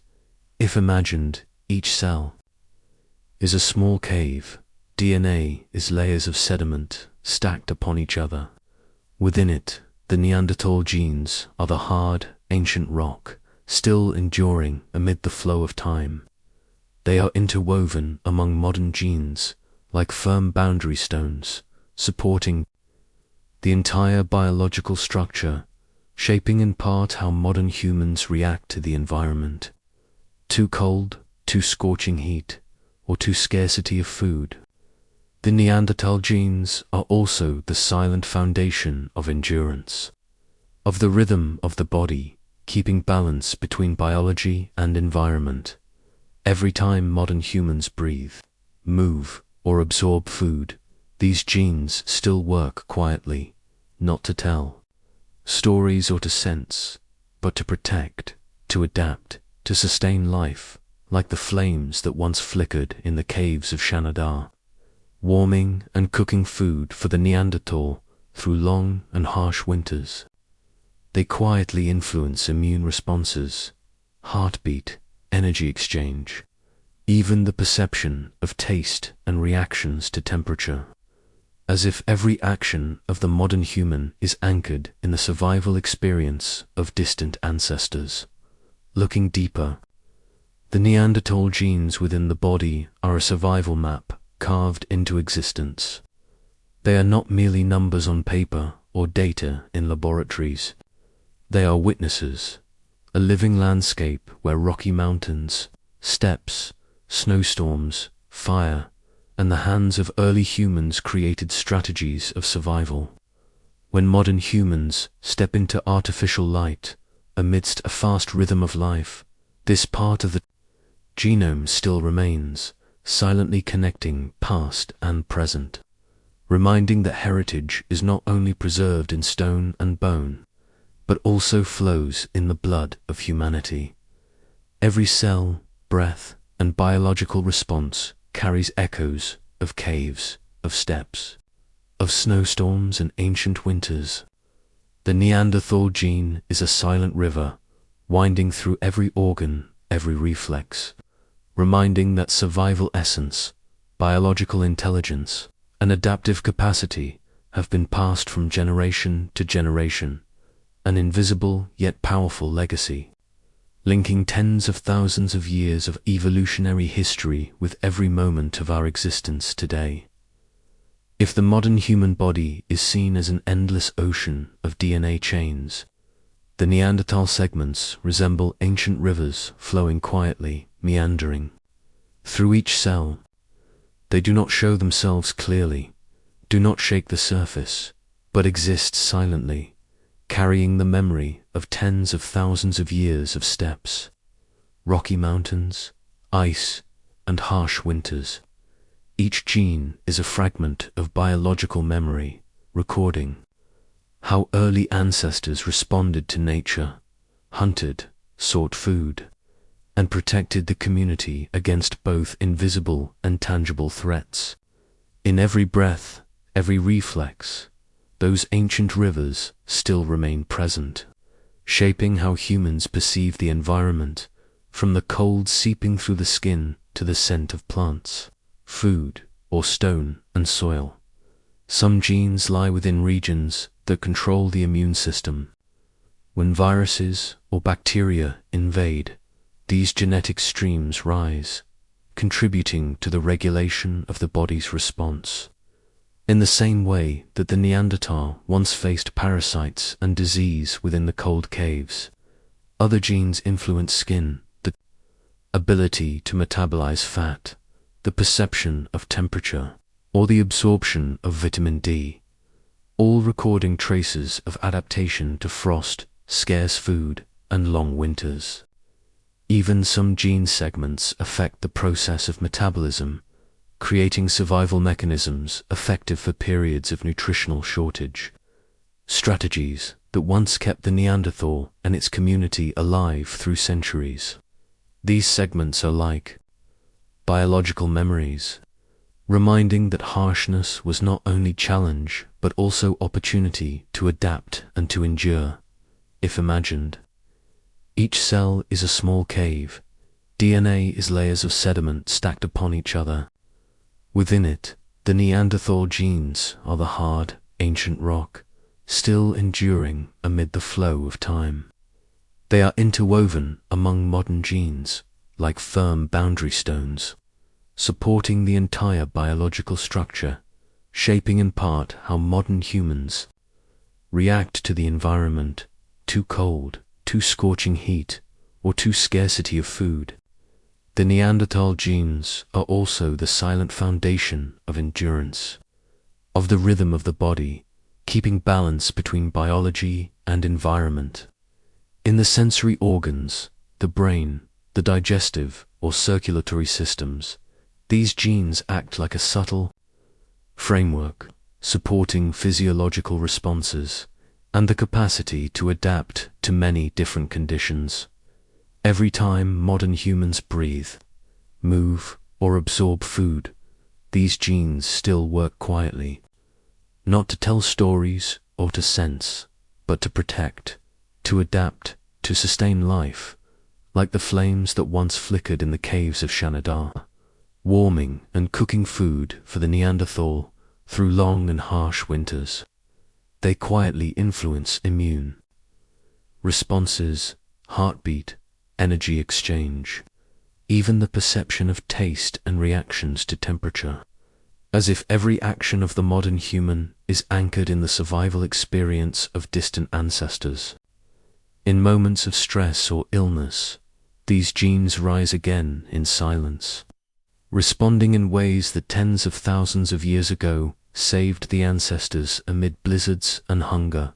Looking deeper, the Neanderthal genes within the body are a survival map, carved into existence. They are not merely numbers on paper or data in laboratories. They are witnesses, a living landscape where rocky mountains, steppes, snowstorms, fire, and the hands of early humans created strategies of survival. When modern humans step into artificial light, amidst a fast rhythm of life, this part of the genome still remains, silently connecting past and present, reminding that heritage is not only preserved in stone and bone, but also flows in the blood of humanity. Asterisk. Every cell, breath, and biological response carries echoes of caves, steppes, snowstorms, and ancient winters. The Neanderthal gene is a silent river, winding through every organ, every reflex, reminding that survival essence, biological intelligence, and adaptive capacity have been passed from generation to generation. It is an invisible bridge, linking tens of thousands of years of evolution with every moment of our existence today. In every breath, every movement, and every perception, humans are still living with the memory of ancestors crossing the steppe, keeping fire in the cave, forging blades from stone, and facing harsh winters, a biological legacy, silent yet powerful, passing through time into modern life. In the early days of the 19th and the early 20th century, when archaeologists excavated caves in Europe, Neanderthal bones for the first time emerged from the sediment. The stocky form, broad skull, low forehead, and protruding brow ridges immediately led the scientific community of that time to associate the image with apes crude and clumsy. The first picture of the Neanderthal was drawn through hurried sketches, where muscles bulged beneath coarse skin, accompanied by assumptions of inferior intellect.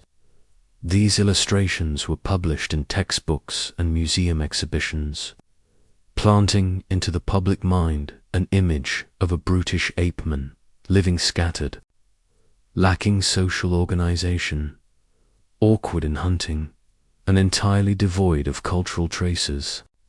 At first, the scientific world considered the Neanderthal as an outdated version, cast aside from the evolutionary line of humankind.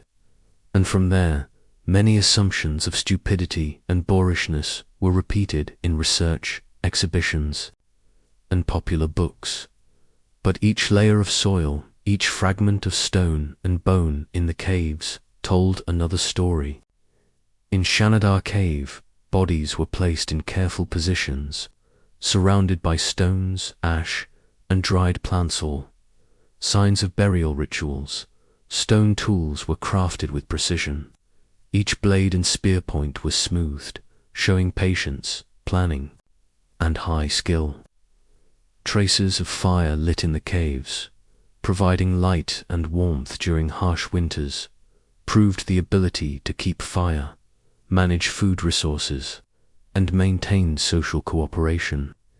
Even the evidence of healed wounds on bones revealed the care for kin. Injured individuals were still nurtured, protected, and not abandoned amid the harsh wilderness. All of these details unveiled a more complete picture of the Neanderthal. Not only robust hunters, but also beings of calculation, refinement, social organization, and communal cohesion. Through the years, as DNA analysis techniques emerged, a new light shone upon the silhouette of the Neanderthal. Their genes still remain in modern humans, 1 to 4%, influencing the immune system, skin structure, metabolic capacity, and environmental perception. These gene fragments are like ancient rivers flowing silently through each cell, carrying memories of survival through cold winters, arid steppes, and perilous mountains. They stand as testimony to the adaptation, biological strength, and survival strategies of the Neanderthal were not erased by time, but still flow quietly in the bloodstream of modern humans. The image of the Neanderthal has changed, no longer the crude brute, but a community of intellect, coordinating in hunts, crafting tools, organizing society, caring for the sick, and performing rituals. Each piece of archaeological evidence, each sediment layer, each bone or remnant of fire is like a silent script, carved into the memory of survival, unveiling a world of subtlety, strategy, and calculation. These behaviors show that the Neanderthal had the capacity to learn, to transmit experience, and to sustain enduring social bonds, something that early observations completely overlooked. This vivid story opens a lesson that scientific prejudice is not eternal truth, but only temporary darkness, which can be dispelled by the light of discovery and research. When seen through the lens of modern knowledge, the Neanderthal emerges as a figure both strong and subtle, both rugged and cultural, part inseparable from the evolutionary journey of humankind. And more than that, it reminds us that science is a continuous path where understanding must always be tested, revised, and enriched by new evidence, where old assumptions may dissolve, yielding to a richer and more complete story of the humans who once walked the earth tens of thousands of years ago in the thick soil layers of European and Middle Eastern caves. Neanderthal traces still remain, yet many mysteries still drift like fog across the steppe. What was their language? Were the sounds and gestures in hunting, food sharing, or tool-making refined into a true system of communication, or merely simple signals, brief signs for coordinating action? No written record remains, only bones, stones, fire, and ritual, traces for researchers to speculate upon. Perhaps every breath, every call or strike of stone, every gesture of the hand-carried conventions. Yet the true sophistication of language remains a mystery, like faint light filtering through a rock crevice, illuminating only part of the communication picture. Art, if it existed, left behind only faint marks. Stains of pigment on stone, small hollows arranged. Finely carved lines, yet incompletable, provoked questions. Did the Neanderthal create figures of meaning, or merely play with stone and color? Imagined paintings in caves, if they existed, were like hidden breaths in the dark, awaiting modern light to reveal them. Perhaps they were testimonies of stories, of hunts, or ways to pass down knowledge and skills from one generation to another.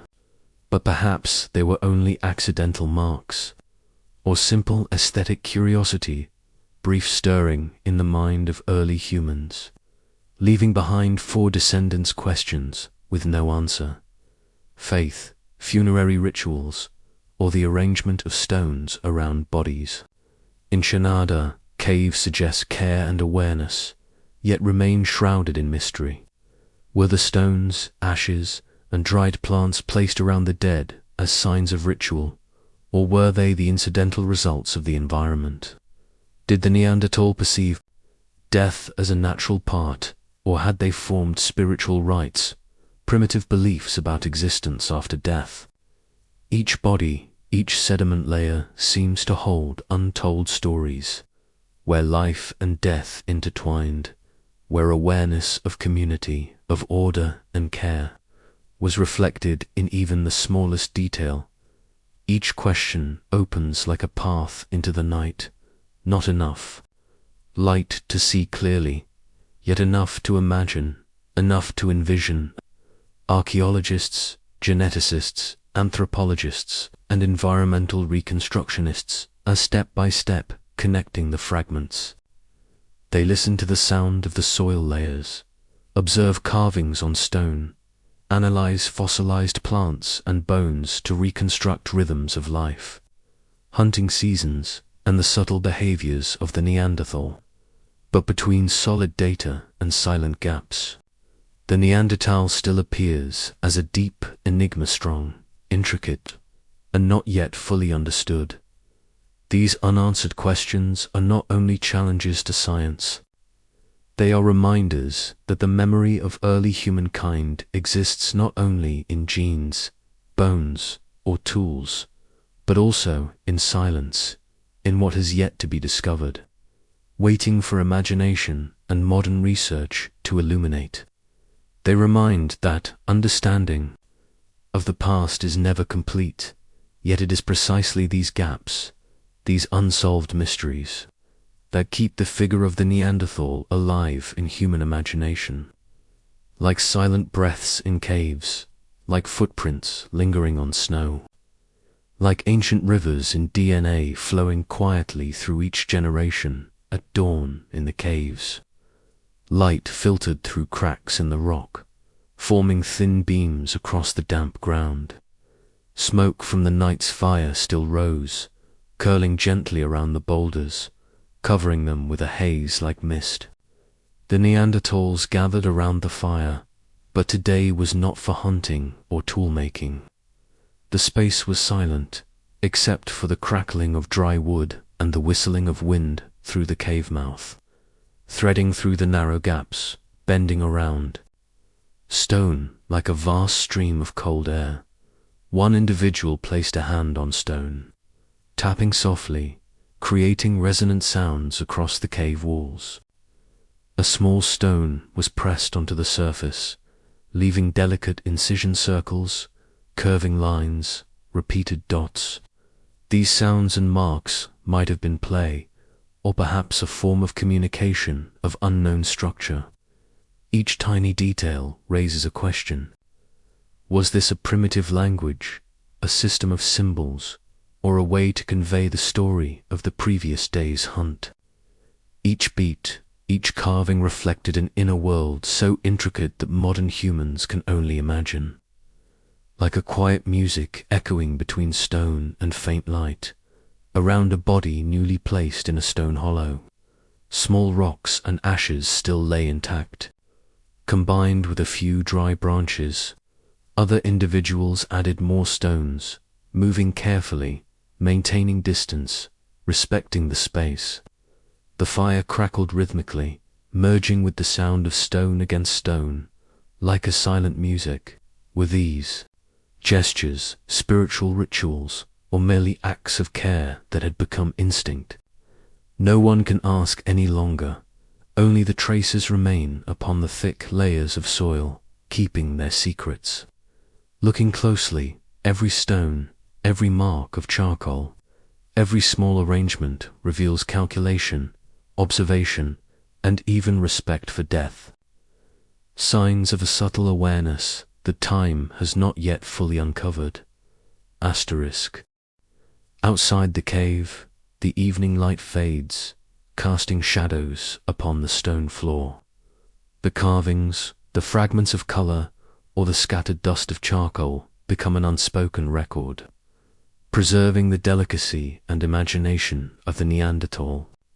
Even the motes of charcoal drifting in the final light of the day seem to tell stories, like tiny particles of memory suspended between darkness and light. Each sound, each movement, each object is a fragment of the untold narrative of language, art, and belief in this moment. Modern humans can imagine the refined yet mysterious world of the Neanderthal, the striking of stone-like drumbeat, the engravings and the charcoal dust as images flickering in the firelight, the funerary rites like a spiritual map woven between stone and shadow. Every act seems to carry a message, a rule of life, a way of connection to community and to the unknown. The unanswered questions become alive, guiding imagination into a time tens of thousands of years ago, where early humans sought to understand, to communicate, and to imprint their presence upon a harsh world. Here, in the silence, every trace becomes testimony, from the placement of stones, the choice of charcoal, to each strike and each carved line. Together they create a delicate picture, at once real and elusive, where language, art, and belief are interwoven into a primal rhythm of life. Looking into this, modern humans perceive not only the past, but also the continuity of intellect and perception, a current of existence and creativity, quiet yet enduring, still resonating through every layer of sediment, every grain of dust, every stone within the cave, as the final light enters through the cracks of the Shanadar cave. The dense sediments appear like a silent book, each page recording the story of the Neanderthal, a species that once walked the steppe, climbed the slopes, forged knives from stone, kept fires through severe winters, and cared for one another in dark shelters. Bones, tools, embers, and traces of funerary rituals remain. But the most vivid story of them lives not only in stone or soil, but within us, in what biology and culture have absorbed. Modern DNA analysis reveals that between 1 and 4% of the genes in the bodies of people outside Africa are traces of Neanderthal. These segments influence the immune system, the structure of the skin, the perception of temperature, metabolic functions, and the absorption of vitamins, like fragments of biological memory, silently binding past to present. In every cell, in every strand of DNA, exist marks of intellect, survival skills, and adaptive abilities refined through tens of thousands of years. Each gene is like a quiet river, winding through the body, guiding reflexes, heartbeat, and the ways in which modern humans respond to their surroundings. They did not vanish completely. The presence of Neanderthal endures in genes, in culture, in customs, and in human imagination. The refined tools, the fires that burned through winters, the funerary rituals all compose an invisible legacy, binding biology and spirit between past and present. In every cave, in every layer of earth, in every fragment of bone or speck of charcoal, lies a silent message of life, creativity, and strategies of survival in early humanity. By looking inward, into their own genes, modern humans can recognize a part of the Neanderthal, the capacity for adaptation, the strategies for survival, the refinement of early social and cultural forms, reflexes to cold, the regulation of body energy, the choice of food are all traces of tens of thousands of years of accumulated experience.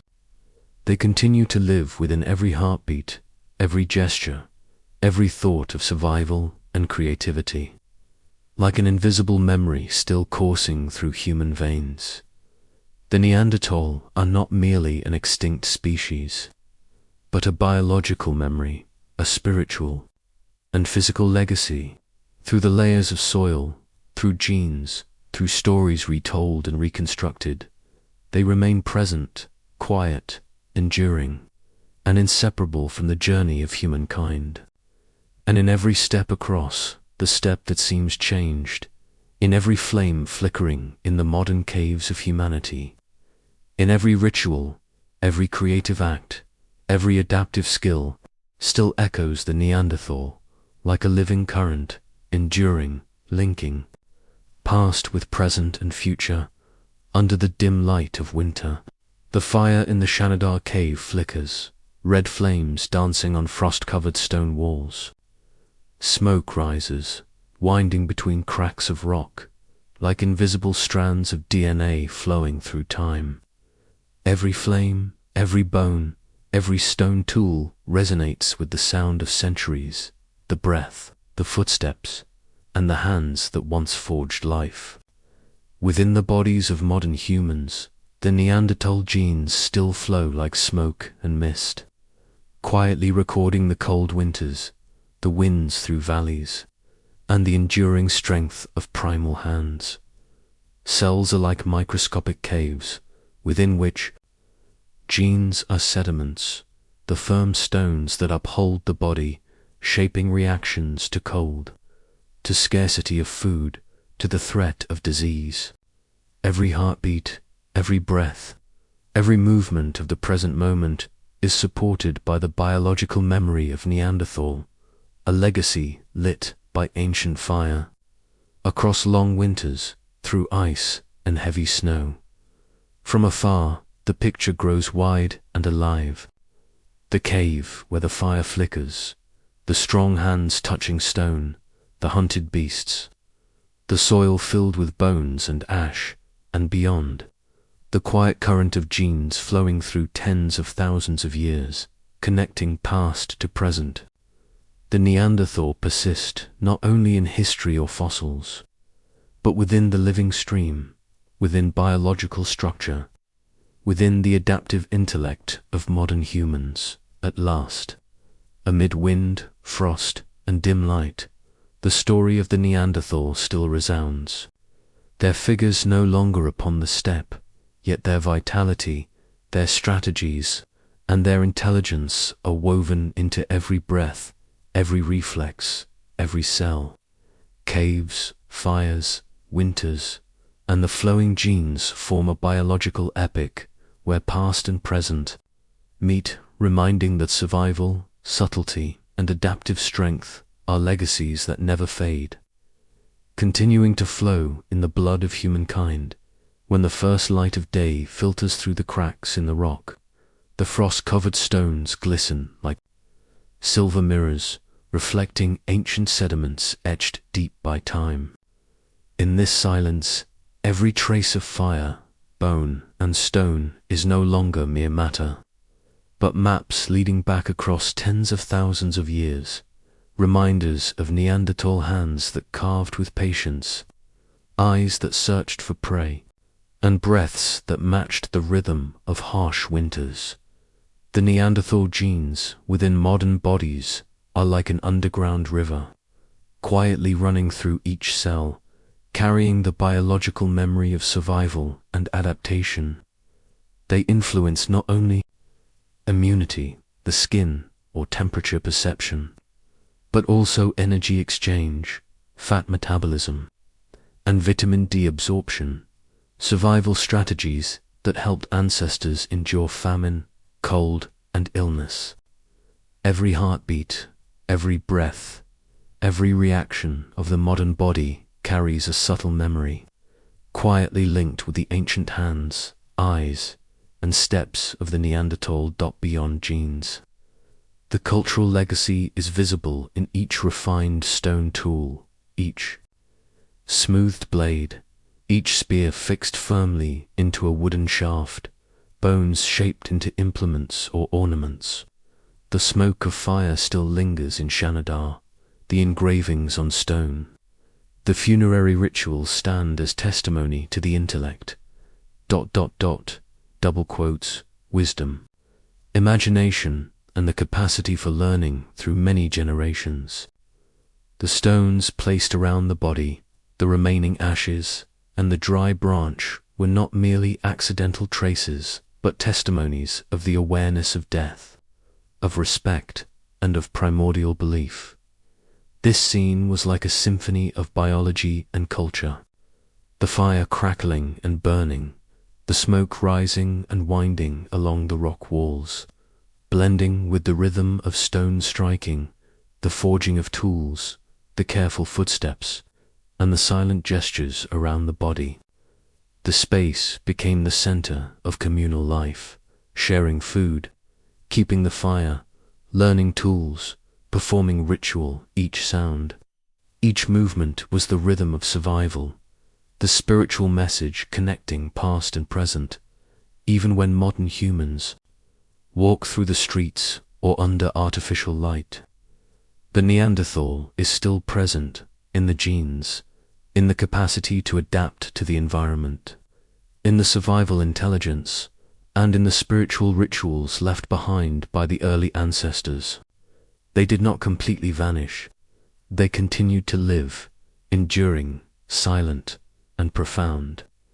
Each gene, each tool, each ritual is a story, a vivid testimony of strength, refinement, and the capacity for connection of humankind, from the frozen steppe through the ancient caves to every moment of our existence today. It is precisely in the silent flow of genes, in the crackling rhythm of fire, and in the thick sediment of caves, that the Neanderthal remains a biological epic, a reminder that the memory, the intelligence, and the survival strategies of humankind are never erased, but flow on, linking the past with the present, and illuminating every moment of our existence.